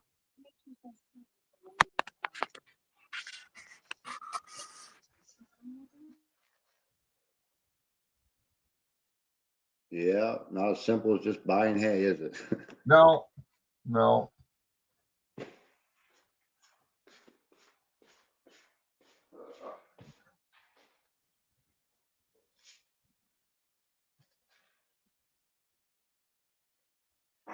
Fucking deer coming in there eating with the horse. He don't give a shit, but walked out there 2 days ago and all of a sudden looked up, seen 3 or 4 of them run off. And then I heard the electric fence boing, boing, boing. And I see all the strands drop. I'm like, you sons of bitches. Yeah. The fence ain't on because hell, He won't challenge it this time of year, but so it ain't even plugged in, so they know it too. But fucking cocksuckers knocked my wire fence down again. Okay, so what I figured out, Joe, we do not have a government reserve for oil. Now, according the reasons why, because we produce way more than we use. Yeah, We I we agree. so yeah, so we export way more than we use. But how's your refineries? How long, they got to be able to keep right up with your usage, even if you're selling your excess. So how many refineries do you have, and what's their capital refinery per day or whatever? They got to be storing it somewhere. I mean, it may not be in massive volumes, but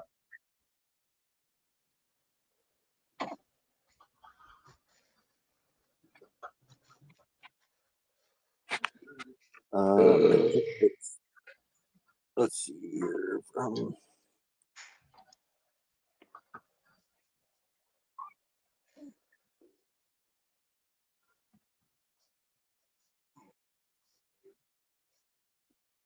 So it just says that from our emergency response of what's going on right now, we're gonna put out 23.6 million barrels to the global market.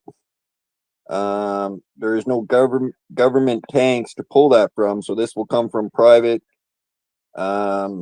private industries and shit. And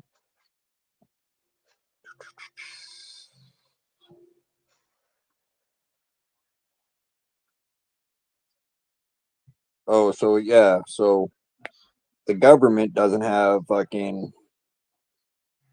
any oil put away, but the big companies like Irving, yeah.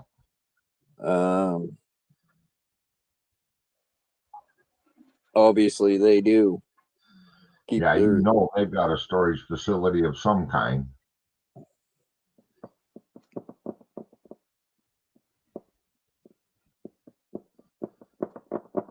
Don't even begin to tell where that is, because Well, I know in St. John, like the city I go to, it has a huge fucking, like when you go into the city, you see these big stacks, and they constantly got a flame burning. And it don't matter if it's pouring, storming, you see that fucking flame coming out. You ever see that flame not coming out? It's time to that's get far away from that city. that's usually natural gas though too. So that might be a natural gas facility. Right. There is that there as well, so that could be. They got to burn that cap off so it don't build up pressure. And yeah, like you said, if she ain't putting out flame, better get your ass out of Dodge.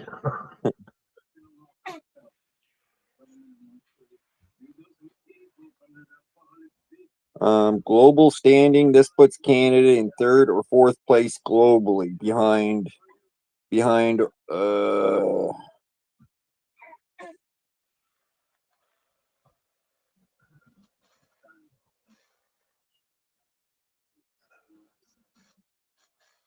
think you've always been fourth. what's that? I think Canada's always been like number 4. I mean, they're up there in the top.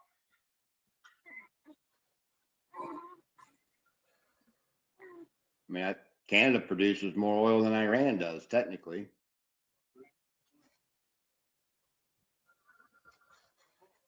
Yeah, and the problem really with Iran's fucking oil is it's heavy crude. It takes a lot more to refine it. Yeah. I think Canada's crude's a lot better quality.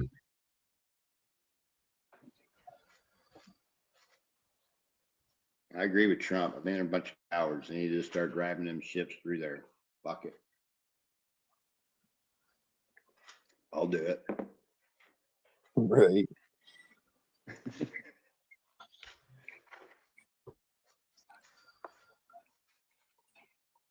Well, it's Oh, pretty that's- sad when you think them fucking everybody else on the planet they hate, and they're gonna fucking try to control the fucking planet by that straits.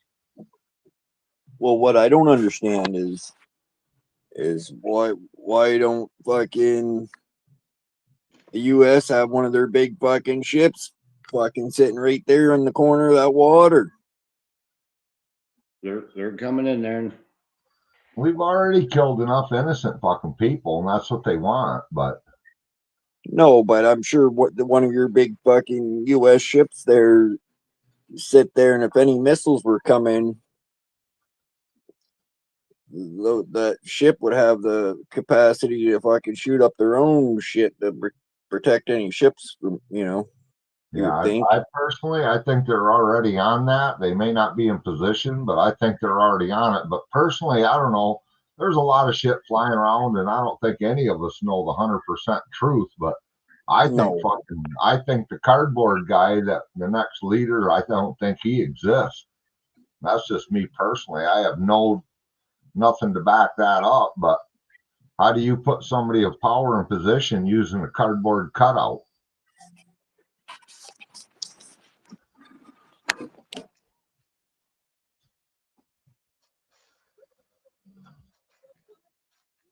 I don't think they're as strong as they want us to think they are, but time will tell because I don't know. I have no idea where I really don't. All the bullshit, you can find anything you want to believe out there today, irregardless. Only time's going to tell. Right. I have no idea about that statement, Uber, but I would only think it would be kind of like any other country. The president gets shot, the next guy steps up. So Yeah, I would.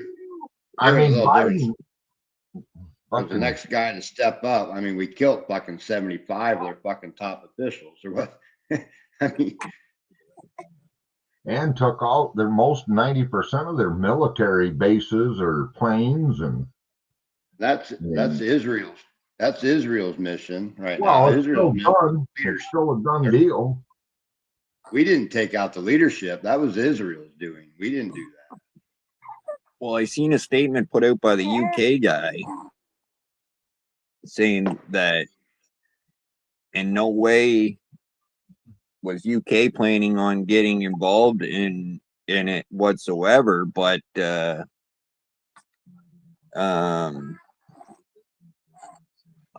is attacking their people. They attack your people if they could. They don't give a fuck. No, that's no, the problem. I agree with you. So like, Which they did. I mean, there was some Canadians over there that got attacked or whatever, but I mean, none of them got hurt or no shit. But I think it was Well, like the sad truth of it is that's been a 2,000-year war over there over a piece of land, right? And then their whole belief system is, you got to show me where God told them to go kill everybody except what the same belief they got. yeah, this war will never end that either. No, it won't matter. I mean, it comes right down to it. Josh is a true Canadian and we're American, or we're all American, but we're US, and we're going to stand up to what we feel, again. And so you got to give them credit that they're going to stand up for what they believe, even if we think they're wrong. Yeah. But I'm not going to run into Canada over a dispute and holler some foreign language and throw a pipe bomb at a crowd of people. right. Like I said, that's the other thing either. We feel a little bit different because in the last 40 years, they've been over there screaming death to America, not death to Canada, not death to South America, not death to Europe. I mean, they're yelling death to America in the streets for the last 40 years. Well, Canada's part of North America at the end of the day. So again, like you said, it's just their vendettas against the United States because of the, our strength and power. And we've disrupted some of that. We just had a bunch of weak leaders. Every one of them, go look, every one of them from hell way back to baby Bush said that something's got to be done over there.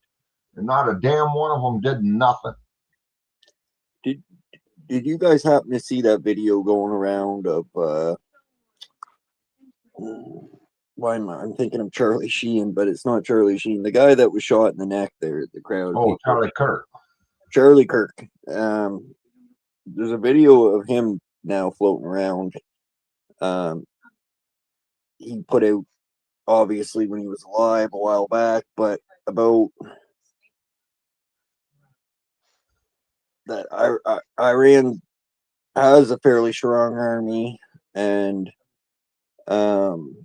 with their missiles and this and that, and that it wouldn't be a good outcome to go to war with them for the simple fact that they're going to attack and bring in and try to attack whatever countries, because they're fucked in the head. I mean, they've always done that. I mean, that's Yeah, he hit that part right. I agree. He hit that part of it right, but really it comes right down to it. What the hell did he know about all these things? No, right. And that's the thing with that guy. He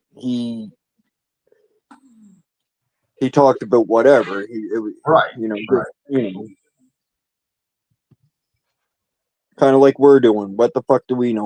We're all just putting our 2 cents into it. Exactly. I agree. 100%. I agree. I mean, yeah, we've all got our little, ideas and concepts and theories, but fuck, there's so much bigger shit. And like Jello said, for 40 fucking years, they've been doing this. I mean, we've allowed them. You go and look at it. Fucking Biden or fucking Obama, they flew over there and gave them a whole fucking airline full of pallets of cash and money. Where do you think they're getting money to build these missiles and shit? Right from us, and they hate us. That's exactly how asinine is that shit? That fucking money we gave them back. You damn right, man. Money, shit, man. And that was cash, dude. That ain't no check that bounced. All kinds of different currencies, too. Not just U.S. currency. Fucking silver, gold, fucking all kinds of shit. And why was that money given to them in the first place? He said we owed it to him. It was just paying a bill, basically. But I say bullshit. When you got a Muslim president,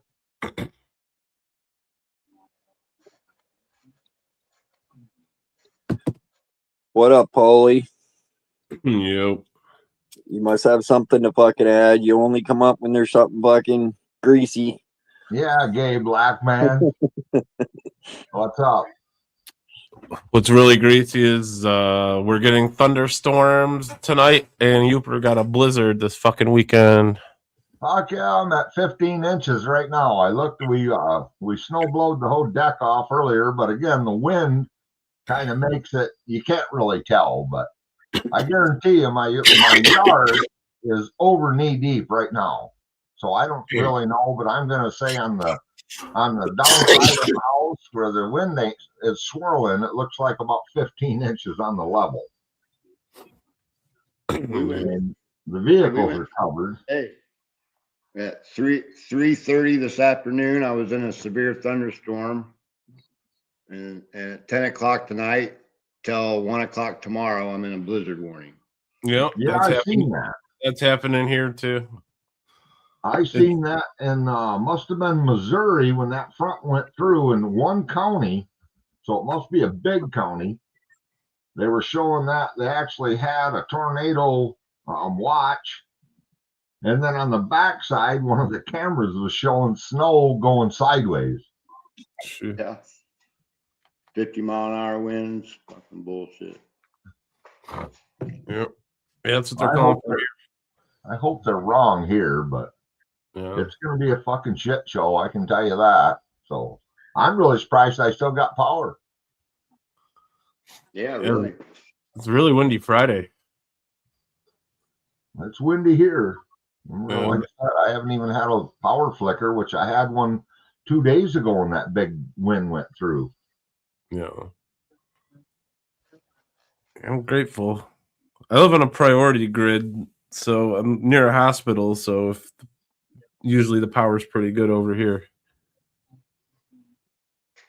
But I don't know. They're calling for storms, and then, like Jello said, we're supposed to get snow tomorrow. So Yeah, I haven't looked at it recently to see Same. what they're. I think St. Patty's Day is supposed to be like 28 for the high or some shit, something stupid like that. The feel like right now is -8. Yeah. Ugh. 61 here. Really? Yeah. That's they said our high was supposed to be, and we're gonna get our high tonight, and then it's supposed to be, just drop down. The high for tomorrow is 54, but that's gonna be like early morning, and then just drop down.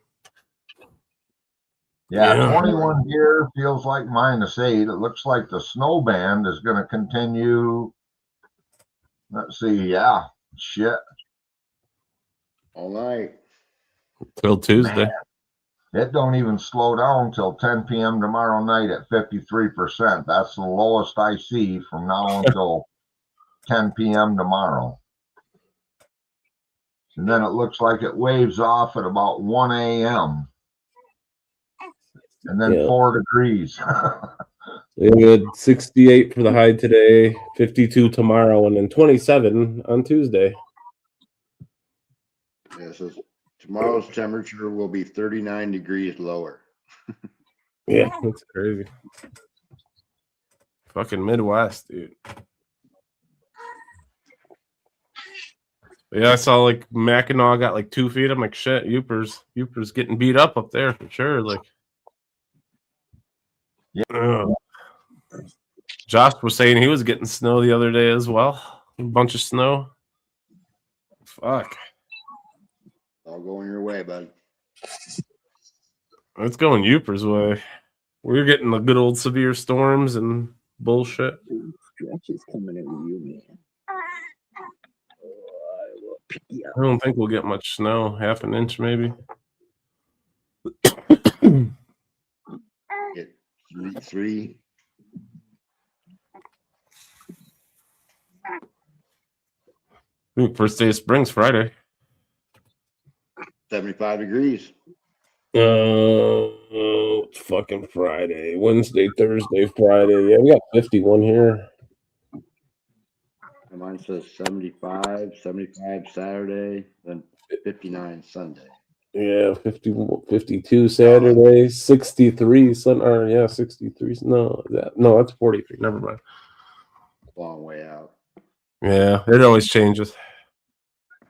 Hit the wrong button. Did you hear today that some knucklehead tried to go across the ice to get to Mackinac Island and on a snowmobile at 4:30, because we're still attached to the community, we get notice of that, and somebody had called the head of fire, the fire chief on the island this morning, and said, hey, what's it look like coming across the ice bridge? And he said, well, tell your family you love them, get all your documents, make sure you got all your passwords lined up for everything you got, and and then some dumbass tried to cross that.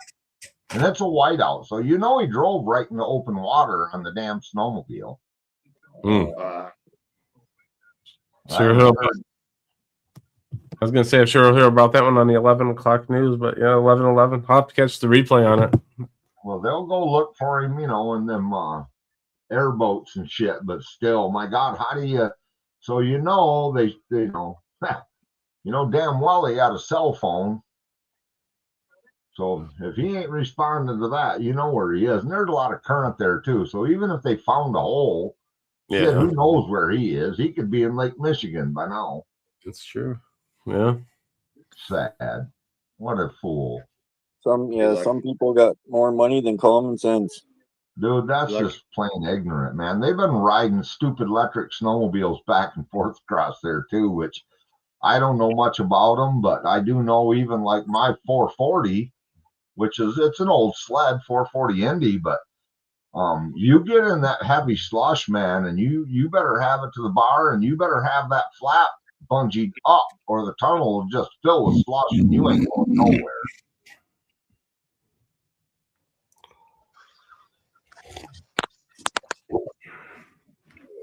That's why I stay on the hardened roads, asphalt roads, in the confines of my house. I don't have to worry about that.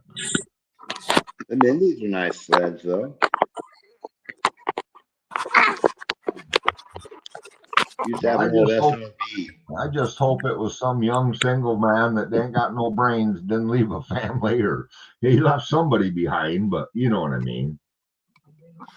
Yeah, I didn't even think about that as a thing, but I guess it would be fucking snowmobile, like Jesus, like the world. Yeah, snowblower. Fucking. Oh yeah, they got them. They got boat motors, everything. The problem is with these buses and shit and the catching on fire in parking lots, the insurance companies won't touch your fucking boat. I seen a tractor trailer motorbike video fucking today. Tractor trailer. How big was the trailer? It was A box trailer or something? no, it wasn't. Well, it wasn't a trailer. It was the back of the bike was the front end of the tractor trailer. So basically, you sat under the hood. Like, Huh. yeah, it was something else to see, and like this was probably as long as your fucking Suburban. Like it was quite the bike. I bet.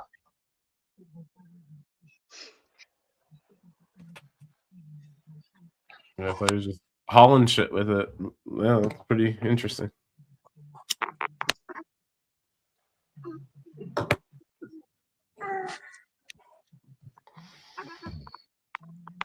You know who Farm Trucking Asian is? Farm trucking Asian? No. All right. I mean, I'm assuming a YouTuber. Well, no, they're part of that street racing shit, right? And he's got an old C10 Chevy pickup with a frickin' built to the hilt big block, and I mean it's a farm truck, and Okay. he races, a lot of shit. Well, them guys, they bought this old hearse. I mean, an old like 55, big wings on it, smoked like a bear. They bought this hearse, and then they gutted the seats so their heads were inside the headrest. Fucking cop pulled them over. Walks up and there's nobody driving it because they're recessed into the seat. They're leaned back. He didn't have that good of a sense of humor. He told them to get a fucking record or something because they weren't driving that, because they didn't have it legal. They just bought it.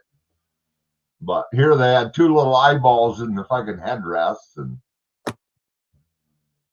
well, they ended up putting they built that old hearse, but I just thought it was hilarious. There's some of the shit them guys, when Josh said that about a trike, it's probably a trike, right? With a tractor trailer body on it. Yeah.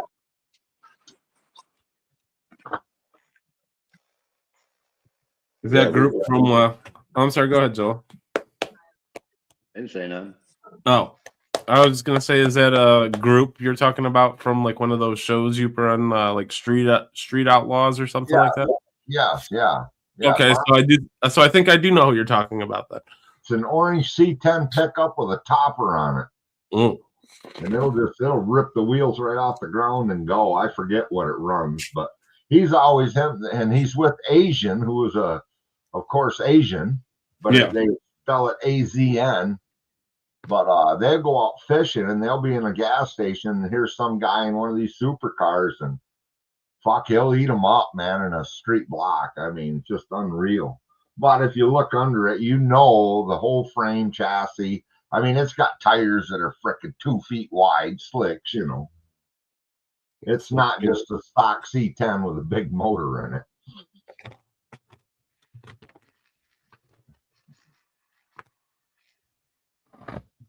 But them guys do some crazy shit. They put They put some popped up motor on one of them frickin' rascals like an old person would wear, and he went down the track with it. And I'm surprised it didn't kill him. It was just stupid how fast he was going on it.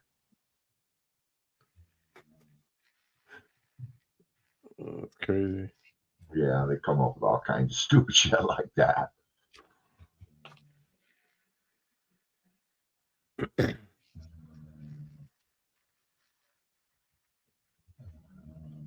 Oh, I can hear the dog tonight.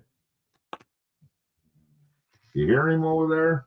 Is his last name Lackman like mine? Yeah, it is right now. Or maybe Owner? You're Gabe's owner, right? That's right. Yeah, you're Gabe Owner. Bless you. Funny thing is, he's laying with his head pointed away from us. So are you turned around too so you can hear him? Yep, that's exactly how. Don't turn your back on us, Paul.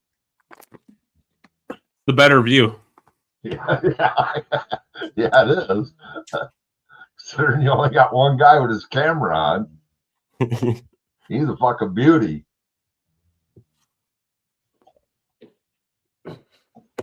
Yeah, you don't want to see my cat, but it looks like a pizza combo. One of those little fucking cracker things, the combos. Oh, yeah.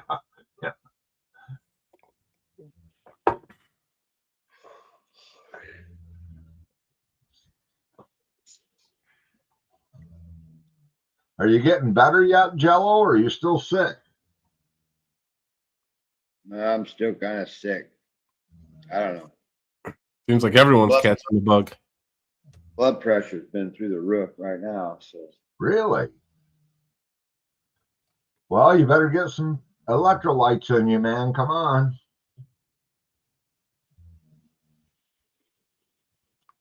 Some Gatorade.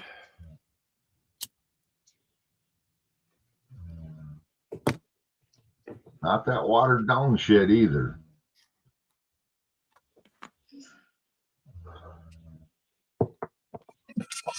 I was trying to find that bike, but I couldn't find it. Oh.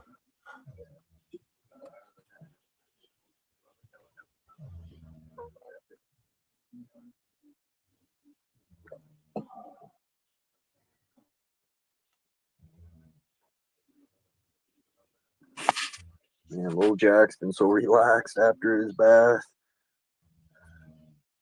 Heck yeah.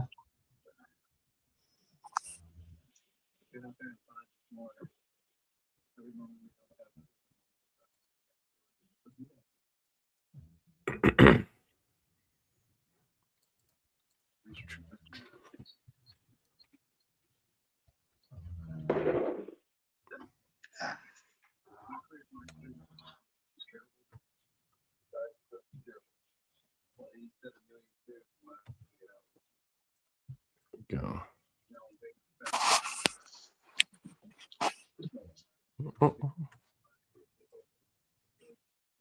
So yeah, I didn't mean to break up the. I didn't even really hear the rant too much before I came. What were you guys talking about? Like oil prices, or what's the rant or the topic of the night?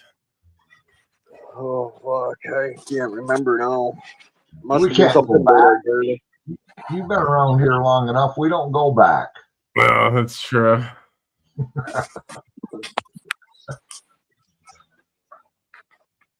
I don't know, whatever it was. I was just going against Josh to get everybody riled up. That's why his blood pressure's high, Josh. Right? we're trying to You keep thought that it was down. white and it was Jello.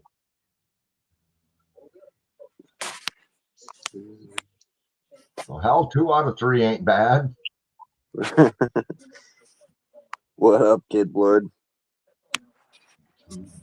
Hey, Kid Josh Blood. was on this Make Canada Great bullshit, and I've had enough of it. Oh, surprised he didn't say again. We were never great the first time. Yeah, that one. Just make Canada great. It is great. It's just got a piss poor leader. Oh no, Carney's the best. we're gonna come out with blue hats instead of red hats. Well, that ought to make a statement. That just fucking tells us that, what do you use the fucking donkey too on it, or the elephant, you know? No, I like a beaver and fucking a moose or something. Probably. Like, yeah, a fucking elephant and a donkey. Like, those are the two. I mean, we could have came up with so many better animals. Elephant and a donkey. Well, the jackass fits, if you ask me. So, Well, that's fair.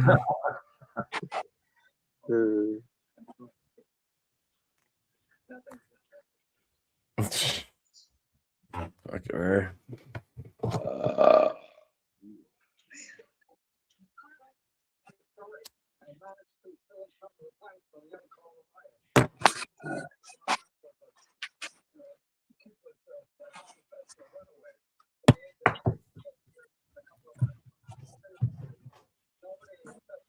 See here.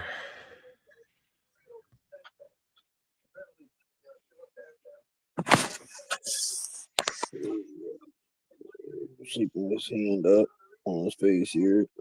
oh boy. Yeah. Man, when I slept like that, I never woke up good.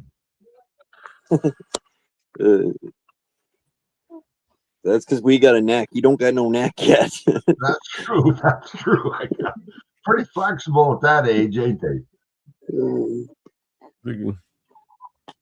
Like a little potato head. Yeah. Yeah. He liked that one. See? What's up, Kid Blood? Yeah. Oh, he's taking a shit on you, Josh. I hear it. Waking up a little bit. He's grunting and growing. Each one of those stretches, he's growing a little bit. Yeah. Well, he's what? 2.5 months old now. Yeah. Yeah, just barely over 2 months, I guess. Yeah, he was born at the end of January. Yeah. Yeah, about 2 months. Close to 2 months old. Yeah. Just past the 6 week mark or whatever. Let's fucking feed him some McNuggets, dude, and all the hormones and shit they put in the food nowadays. They'll grow real quick. Well, you get enough hormones out of the breast milk. I'll have a beard like yours at like 8 years old. Only would be to 8, but at 3. Like, hey, Dad, can you put on some fucking Barney or whatever kids watch nowadays? Put on some Teletubbies, Pokemon. I don't fucking know. Oh, fuck. Come up here wearing your American shirt. Fuck. Flashing My shit. shit's Hell Josh, yeah, my shit's not running right. Hang on, I gotta reboot or something. Shit's not right.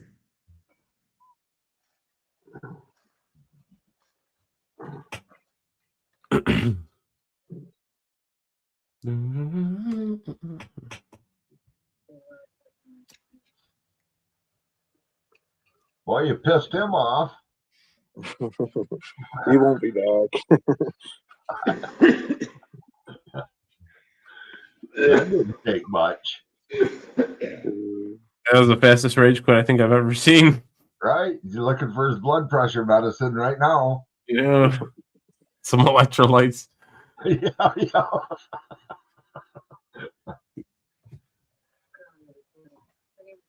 I'm about out of those myself. I gotta go get a refill soon.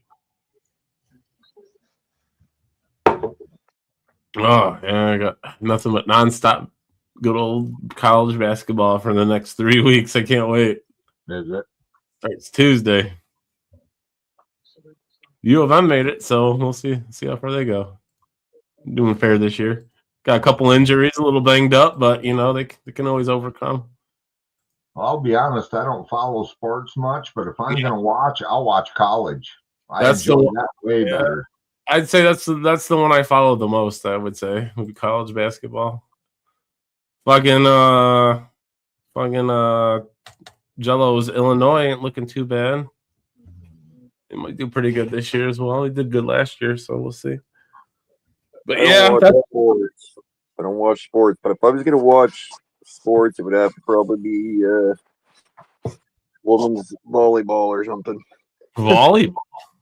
It'd be women's volleyball. Yeah, Too. no. See, you still miss something. You still miss something there, Upert. It'd have to be women's beach volleyball. Like, Well, yeah. yeah, we can't be watching some shit in the gym. We need some Yeah. bikinis and the sun. Yeah, like, Yeah, he likes women's gymnastics too. That's oh that's yeah. his favorite. Like I said, I've always been a sucker for a female pole vaulter. I don't know why. Yeah. Yeah. Me well, too. I like the ones that don't let go of it and just slide down. You know. You'll get no rebuttal with that response. Might be old, but I ain't dead. It's so windy and snowy, I can't hardly see the house.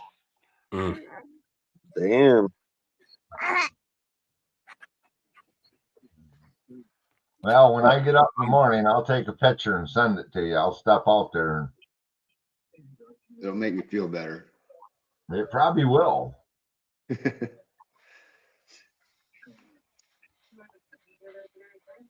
Yeah, just send them a picture of the snow. I'm like, that's my truck right there. It's just a mound. Yeah, I looked out before I came up here. I turned the big light on and looked out there, and yeah, it's pretty. But again, like I said, there's so much blowing. It's Yeah. just going to be a big drift in the morning. That's what they were saying for down here when it snows. We get the good old snow squalls because of the winds and stuff. Yeah, I still can't believe that. Like, we have those fucking big ass pileups still over here. It's like, it's crazy. Like on the highways when the snowstorms happen, there's still like those big ass pileups. I don't know how people can't figure it out, or just is really that bad and just comes out of nowhere, fucks everybody up. I don't know. Well, the sad truth is there's so many truck drivers that get involved, and wouldn't you fucking think they'd slow that son of a bitch down, not just go into a whiteout and pile drive 40 cars? Yeah. Yeah. Yeah. I thought you went to change your shirt.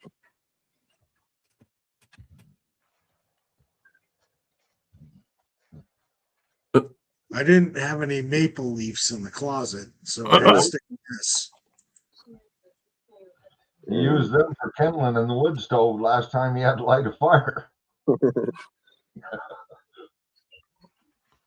I thought it was when he ran out of toilet paper. It's too expensive. I wouldn't do that. The tariffs are too high.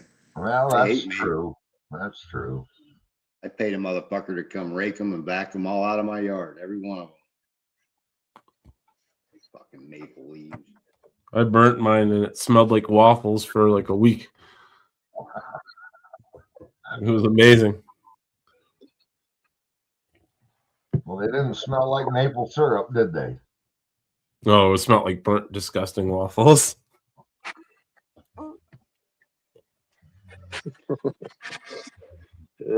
Fuck. Sap's running here in Maine. I don't know how about you boys. Well, last week everybody here was getting all gung ho, getting ready. We kept getting them thaws and freezes, and well, we had a guy. He's got a camp, and he had everything set up. And he called today. He tried to get out there yesterday before the snow, and there's a stretch of snowmobile trail along the lake shore. He got fucking stuck in there, and he said it took him 2 hours to get out of the first spot. He didn't go 100 feet and buried it again. Oh man. So he stuck out the fucking camp. My partner called me. I said, fuck, what's the sense in driving out there? It's just going to plug up. So maybe after that, I told him when the dust settles, I figured it was over. Fuck. I didn't figure we'd be in the woods again this year, but I guess as soon as this blows over, we're going to go after it again. We got a big melt going on here. Fuck. Rivers and lakes are fucking ice is thin. Yeah, they pulled they shut our international ice bridge down because there's too much slush out there, even though that ice is still plenty thick. That solar, when it was out, man, that sun melted a lot of shit around here last week. I was gonna say it was pretty sunny today as well over here, but yeah, it was really sunny last week. So I'd imagine it'd be coming to an end soon. Look at that. I got a notification. Matt's having a premiere tonight.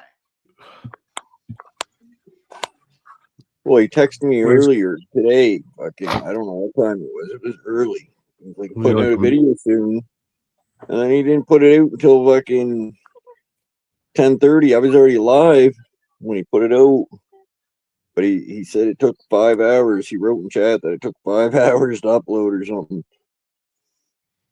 No shit. Yeah, he's been showing me these AI generated videos where he's catching some nice fish. That's all AI. Yeah. That's sorry, Matt. Yep. Shit, Hey, I'm Dad. way, That shit's I'm way AI. behind, Kid Blood. I should be doing that. Of course, it'd take me till next year to learn how to use it, but All you do, Euper, is put in your picture of you with the fish, say, make this 10 times the size it is in my hands, and it swimming around, and then boom, it's done. The only problem is Euchre won't be holding a fish when he says that. right. The other hand, I wonder if I could do that with my pecker. you could like turn your fish. There's an There you AI go. for you. There you go. Absolutely. You could do that. You could turn your fish into Barbara Streisand. Believe it or not, I worked at that bait shop and I still fill in now and then. Well, I was over there by his house where I ice fish, and he asked me, and so I sent him a picture of a bucket with some perch in it. And he said, "Oh," and then he said, "You really think you're something?" Well, I sent him that picture, and immediately he came back. He said, "That ain't real. That's AI." So then I bombed him with about 10 pictures right in a row, and I said, "Just tell me when you've had enough." Funnier, we laughed our ass off. He's a great guy. And then I had to tell him those 2 fish came right out of his backyard, which they did. So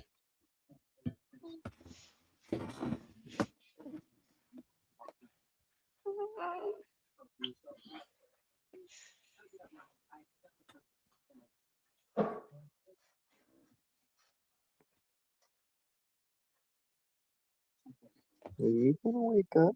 Are you gonna wake up? and I'm going to break a myth. This is my opinion. I'm entitled to it. That biggest fish I had mounted. So I took it right to the taxidermist. He said, "You want the meat?" I said, "Hell yeah." So he skinned it. Everybody says them big ones aren't worth eating. Bullshit. That fish came out of real cold water, and both of those fish were excellent eating. What kind of fish was it? Northern pike No, was it in Superior? and Huron. Huron, yeah. And in the winter, you won't catch them like that in the summer. They go out, they're deep. You can catch smaller ones, eating size, they say, but Yeah. you're pretty rare to catch a 20+ pounder in warm water. They go deep and they eat trout, and again, that's the thing with they're trout eaters, whitefish eaters on that end. We're over here, they're on the other side of the island. They're more eating perch and walleye and even smaller pike. I've had them come in and attack a pike that I had hooked.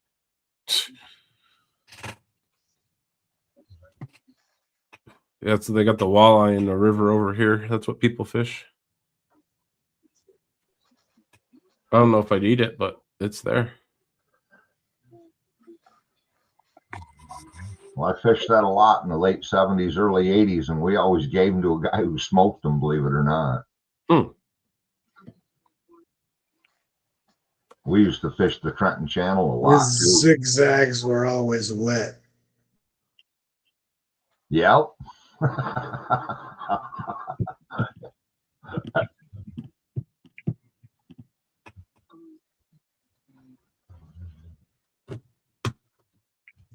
Josh, your ceiling is awesome.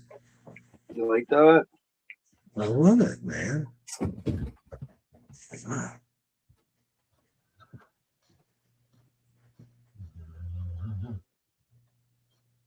That's why Jello don't eat his fish. They're too damn big. They're probably so full of mercury and toxins because they're so old. I mean, I've ate a lot of fish out of this water and it never bothered me one bit.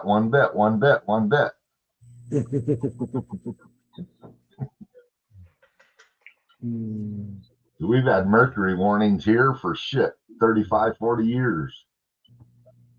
They just, our river over here, they just released the restrictions on it. It was, yeah, you weren't supposed to eat any fish out of that thing, but now they say it's cleaned up, and if you believe them. Well, that was the Osabo and the Tittabawassee Dow Chemicals upstream, and yeah, I like he said, I still wouldn't eat fish out of that, even if they okayed it. Typical Lassie. You know what they say cleaned up a lot of it? What's that? Those fucking Asian carp. Yeah, and the zebra mussels have clarified Lake Erie, and you know that a lot of the invasives. It's amazing now they've changed the ecosystem. Yeah, I remember when they'd close the beaches down because there'd be so many of the mussels.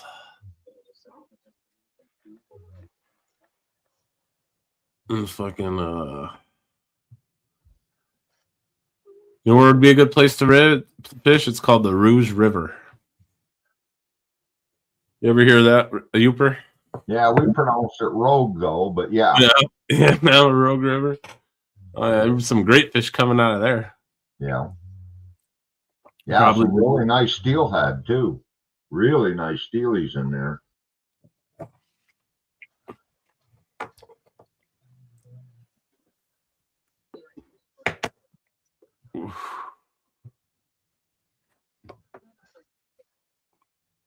Now, that's one thing I'll say. I've grown up in Michigan. How my grandma took me fishing when I was using the top tip of a damn old cane pole. So, I mean, fishing's been a big part of my world my whole life. And shit, I've been blessed to live in Michigan because I've got to chase a lot of species of fish. Yeah.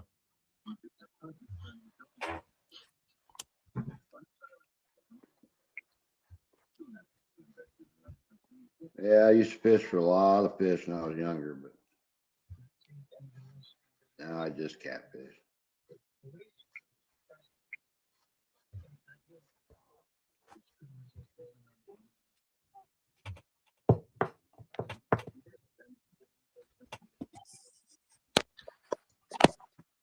They're the biggest fish around here, so. Yeah.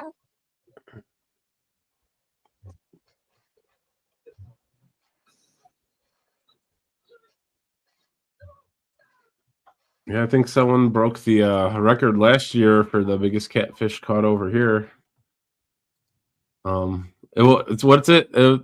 Open something catfish with anybody? Open mouth catfish? Never heard of it. No, I forget. Channel cats and flatheads or shovelheads. There you go, flathead. I knew it was something with. Yeah, there you go. Yeah, I think it was a flathead. We don't have any blues. Probably was a Canadian over there visiting. Probably. In the legal image. The son of a bitch speared it. He didn't even catch it. He speared it. And yeah, well, the record probably didn't count if that was the case, Josh. Well, it doesn't matter. He lied. He frickin' said he caught it on 4-pound test on an ultralight, and typical. And then they're like, "Where are you from?" And he's like, "Canada." And then they just threw it back in the water, just tossed it back in. Yeah, no, sorry. And they waved the metal detector over. It had 8 pounds of lead in it. Oh, shit. It had 8 pounds of loonies and toonies. Hell no, that's money, man. Yeah.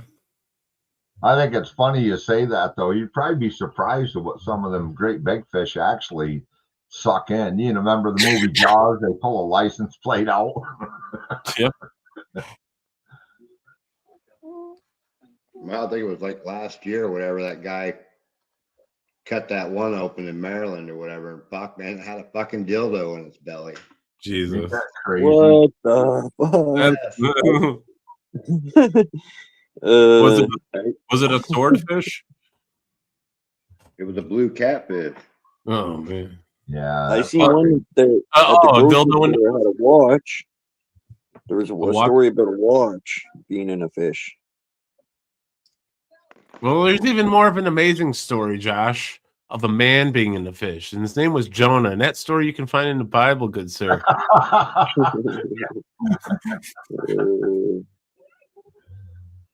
Yeah, but understand this. Before he was digested, he was only pale white. He What did he didn't taste- he didn't taste good because he got spit out. Yeah. It was a swallow catfish. How you doing, Cheryl? Hey, Cheryl. Yeah, some freaking gay bastard fell in the water with a strap on, ripped off, and catfish ate it. Mm. Fucking sick. I wonder if it was on. That's a good one, Cheryl. Vibration brought the catfish in. Berkeley will have one coming out next year. Probably thought it was like a big worm or something. I guess I do kind of remember a story of Matt telling us he fell in the water. So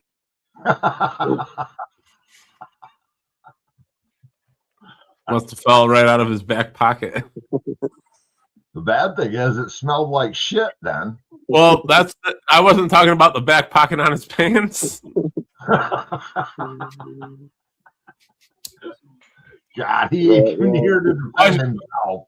I guess I should have said prison pocket.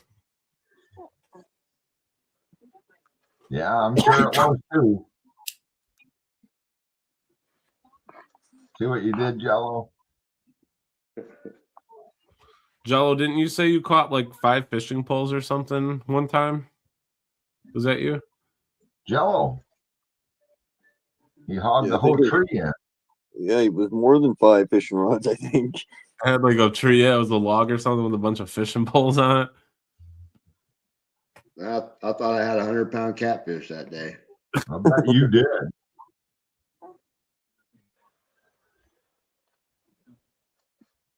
I've hooked logs in current and really had to wonder because you'd lift it up and the current would grab it and boy, it'd just go. You're like, holy shit, man. Yeah, And this then it was was in a the log. This was in the current at the power plant, so I was pulling it up through that shit. Fuck. Yeah. Have you guys ever pulled anything else that was weird aside from like a log or something? Anything out of the ordinary? Trash, clothing, I don't know. I reeled in a tire all the way to the boat one time. tire? Yeah. Jeez. No, I've never caught a boot. No. I've seen like those people who go out with those big ass magnets and they'll drop them in the water and like troll the lake or whatever. See what they come up with. A lot of them like find guns and stuff. Oh, I did that for a little bit. I did too.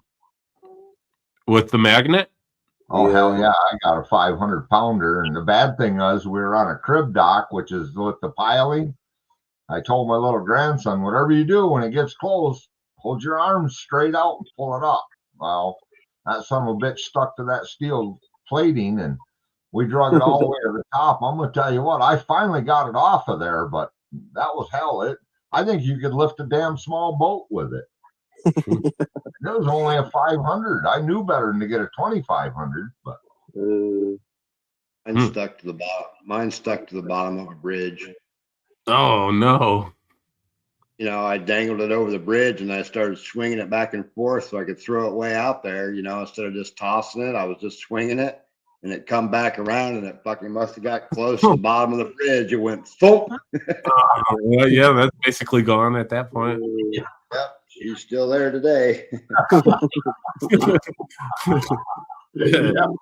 Yeah. Well, I actually thought about tying it on I got a power anchor on the pontoon on the back, you know, with a cable. And I thought about dropping it down and, you know, leaving it up 6 inches or something and just floating around and see what the hell I'd find, like out where they got a rope that they swing off out there in one of the bays, you know. There's probably some junk underneath there. Who knows? Because there's always people out there at that rope.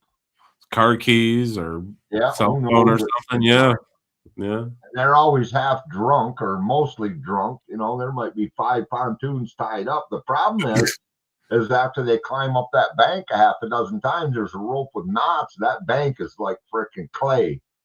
So it's slip slide. You ain't going up it without the rope. And it's not a short, it's probably a 30-footer. So I've seen a lot of girls try to get up it, get 3/4 of the way and lose it and fall back in the lake. You might as well just go get on the damn boat because you ain't getting back up there. It sounds fun though if you do get up there. Oh man, we'd sit out there because it's in a good fishing area too. So we just sit there and laugh our ass off at them. And, you know, they jump off and they swing off. They do it all. Hoot and holler and away they go. But I'll bet there's some shit on the bottom there. I know I could find a bunch of rods like Jello did because hell, I've heard them guys perch fishing and cut the rod down and a frickin' pike or something comes along. You just hear a bang, bang, and then, oh, man, son of a bitch, there goes my fishing pole. Oh, yeah. Yeah. I don't know how many times I walk by guys out there fishing and their shit's just leaned up on a rock or something. I tell them, I'm like, hey, you better tie that down. No, man, I got it. Thanks, though. And then they lose their fucking pole and then, yep, told us so. Got no Well, I always clue used what's to lighten the drag up so light that if there was current, it'd pull some line, you know, or if there was enough current that I had to anchor it, I just reel it in if I had to take off for a minute. Cause yeah, we were catfishing one night, 3 of us, and me and my brother-in-law and his brother. And so we're sitting there. Well, he walks around and he's got this little metal thing, pushes it in the soft dirt. He's like, hey, I got to use the bathroom, watch my rod. Well, hell, his pole's down there about 30 yards from us, and all of a sudden the bell tinkled. We looked down there because it's dark. We looked down there. The rod folded in half, the metal thing fell over, and it was gone. He comes back, he's like, what, you sons of bitches? And my brother-in-law goes, hey, I think you got a nibble. But we started casting, and we ended up hooking the line and got it. And it was only about a 5-pound catfish, but it was big enough to jank his pole out and take it out the river.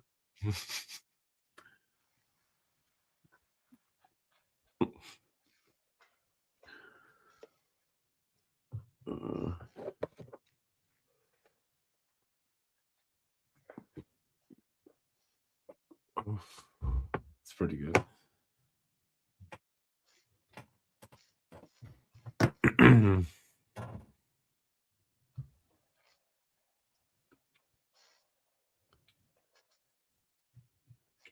Did they do the dyeing of the green dyeing of the river over there yet, Jello? Did I miss that? Or is that gonna? When's St. Patty's Day? It's on St. Patty's Day. Perfect. I was hoping I didn't miss it. I watched it live one year and I couldn't remember if it was on the Sunday or if it's on St. Patty's Day. Perfect. I think I'll check it out. I'll look it up. I know it happens sometime. I know they had the St. Patty's Day parade over here today. Did they? They did. It was a good day for it, though. I mean, they couldn't have picked a better day for weather-wise, you know, compared to tomorrow or Tuesday. Yeah, that's true. But yeah, they had the St. Patty's Day parade. I like watching I didn't know about it. My one buddy who lives over there, or you know, he told me about it one year. They throw all the dye in the river, and I'm like, oh, that's pretty cool. And I just happened upon it upon YouTube. it's Saturday. Oh, it was on Saturday. Okay, well, I could fast forward to the good parts then, and yeah, that's pretty cool. I thought that was a pretty cool thing. Like, I would probably go check it out if I was in the area. Yeah. Dye the fucking river green, man.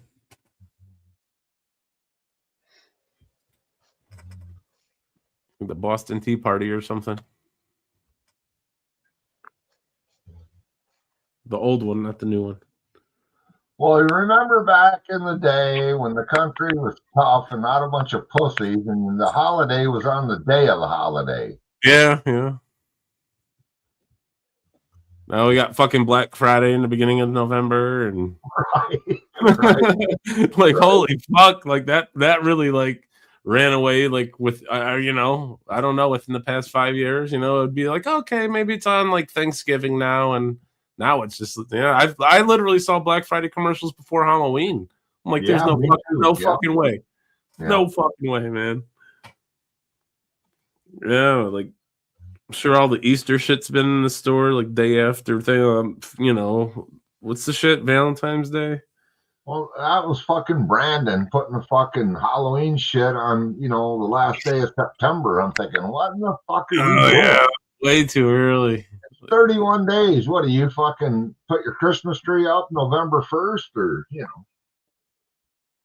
Yeah, I'd say no earlier than like, day after Thanksgiving, maybe. Yeah, tradition here was to go take the family out the day after and cut a tree. Yeah, go get a tree. I think we're gonna come out with the White Friday. Yeah, and let's make everything like more expensive. Hike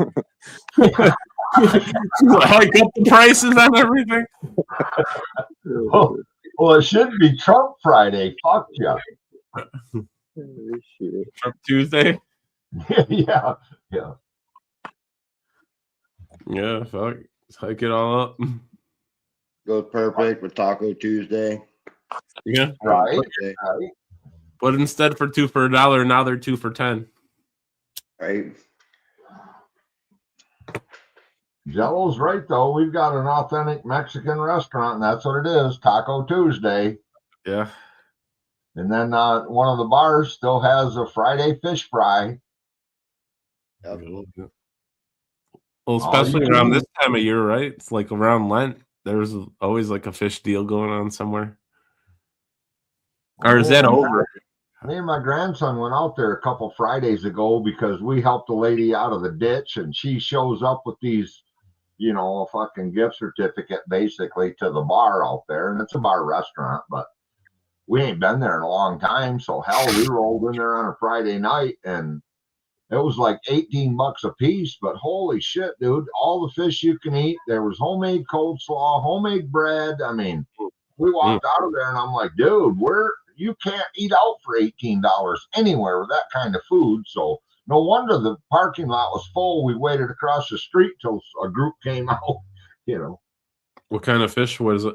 It was cod, actually. Oh, dude, I'd have fucking all you can eat. You said? Yeah, it was very well done too, man. They had the oil hot enough; it wasn't greasy at all. They had a really nice batter on it.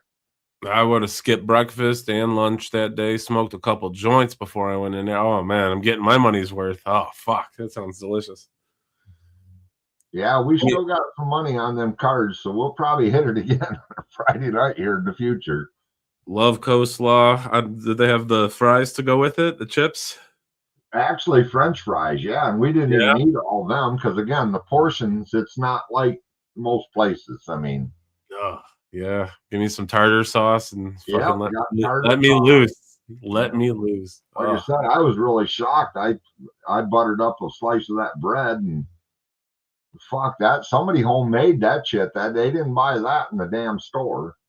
The fish nice and crispy. That outside. Very crispy. It was perfect, dude. I couldn't ask for a better. And again, cod, in my opinion, is probably the lowest on the totem pole, but that's what they got access to, So. Yeah, it's usually what most commercial shit's made from, and it's good. It's good. Yeah.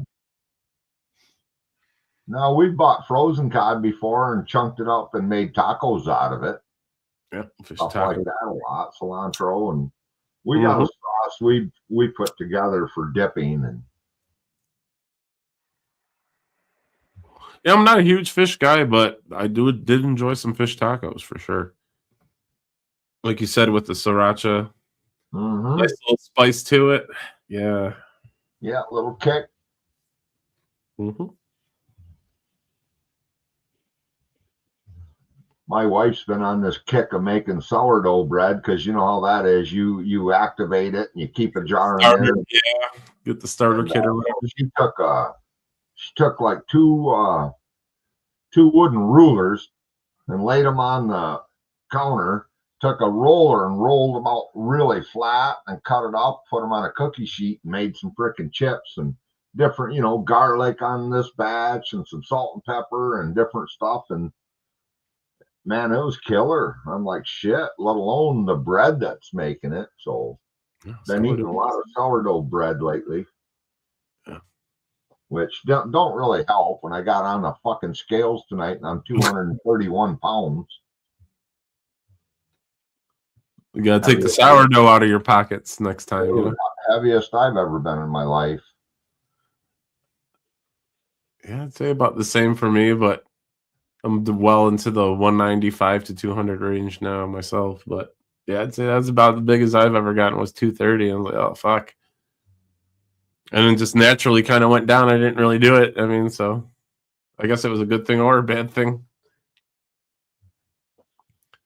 Well, if you just knock out soda and shit, soda and bread, that's all you really need to do. That's the key, right? Get rid of the carbs. I lost the last time years ago, there was a group of us. I was at like 225 and I just cut back on the starches. Like you said, potatoes and no pastas and shit.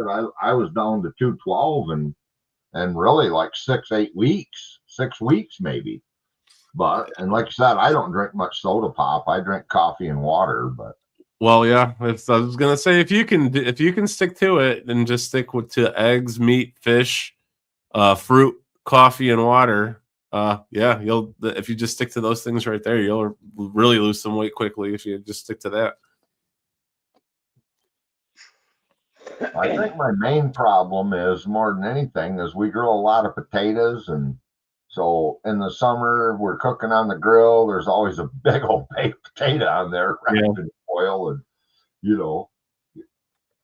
So I tell people, like, I can't gain weight. I do the weight gainer. I'm like, yeah, just eat like a fucking diet of potatoes for like a month. You'll get some good, put some weight on. Well, when I was younger, I could eat all that shit, but I was so active, it didn't matter. I burned it up. I burnt more calories, especially when I was a logger. Shit, I could eat like a horse and never gain a pound. Oh, yeah, for sure. And I ran about 187 to 192. I literally varied about 5 pounds up and down a little, but I stayed there. And I don't know, 5 years ago, I got up into the upper 190s, crept over 2. And like I said, here I am today. I'm like, holy shit, man. No wonder my back hurts carrying this frickin' tire around all the time.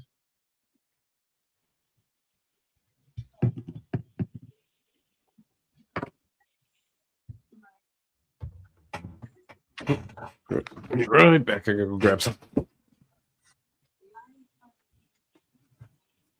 All right, last smoke. I'm out of here. Holy crap, I guess it's 12 a.m.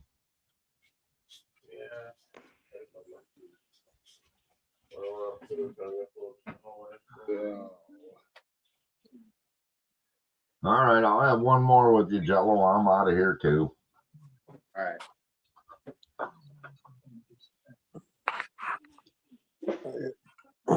I'll leave before Paul comes back. Fuck yeah.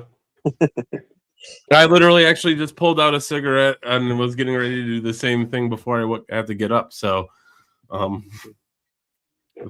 3 of us. Well, I guess we get done. I'll go watch Matt's premiere, give him a thumbs down, and I'll tell him that, what Kid Blood, I'll just tell him that's all AI bullshit. Quit it. Right. Yeah, we should all just go over there and make that count. I did that to this one kid or this one guy, and I kept telling him his videos were AI. So me and a bunch of other people did that. So he started doing these videos where he'd be like, "This is not AI. Look at me wiggle my fingers. AI can't do this." Yeah. I think I've seen one of his videos. No. Frankie McDonald. That's the guy's name. He does like these weather reports. He lives in Nova Scotia. Yeah, look up Frankie McDonald, M-A-C Donald. Yeah, look him up. He's absolutely amazing. Picking on the Canadians again. Huh? Well, not only yes, not only a Canadian, but some might consider him. He's a good guy. I like him. He's a great guy. Yeah. I trust me. Listen, I'll just warn you though. If you do look up his videos, you watch one, you're gonna be fucking. I'm telling you, you're gonna be addicted. So I fair warning. You know, if you want to go down that rabbit hole, you're gonna love it. You know, so just be prepared.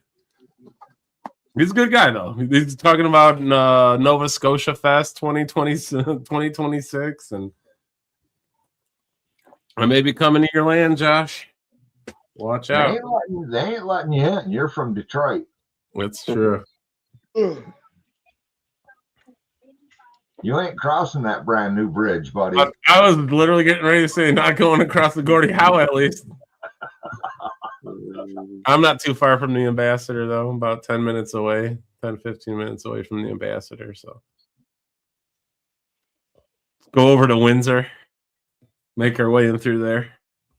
Or what's the place? Fucking Peely Point or Peely Park? Yeah. Whatever the fuck it's called, yeah. Believe it or not, we went over there in the 70s frickin' smelt dipping. Smelt dipping. Okay, I had to cut me for a second, yeah. Fucking no problem crossing the border back then. Fuck. Buy a Canadian fishing license and yeah, I'd say after 9/11s when it really tightened up for sure. yeah. It used to be a lot. What would you say? Well, I guess getting back into the United States isn't so bad opposed to going in. I don't know. Shit, man. We had They're both pretty bad, honest. I mean, I would say, yeah. Well, we've got a place where a lot of big boats come into the marina that's called Yacht Haven. And I've seen them be fucking really, wow. I was like, whoa, dude, pretty fucking crude. That was Border Patrol and Homeland Security. And I mean, they were making people get off board and asking permission to board with a fucking assault rifle or, you know. Sheesh. So they'd board, make sure they weren't, because again, maybe somebody hijacked them and it's an old couple. They'd step off the boat and fuck, they were boarding every vessel that came in like a serious business. Gotta keep Rude. that. I've never seen such rude people, man. I should have filed a complaint. There's no sense in treating people like that. I mean, you gotta, it's just stupid how I've seen it go down.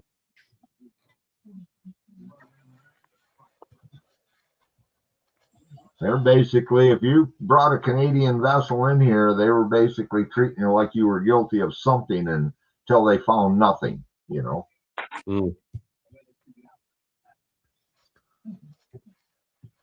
Goddamn tyrants.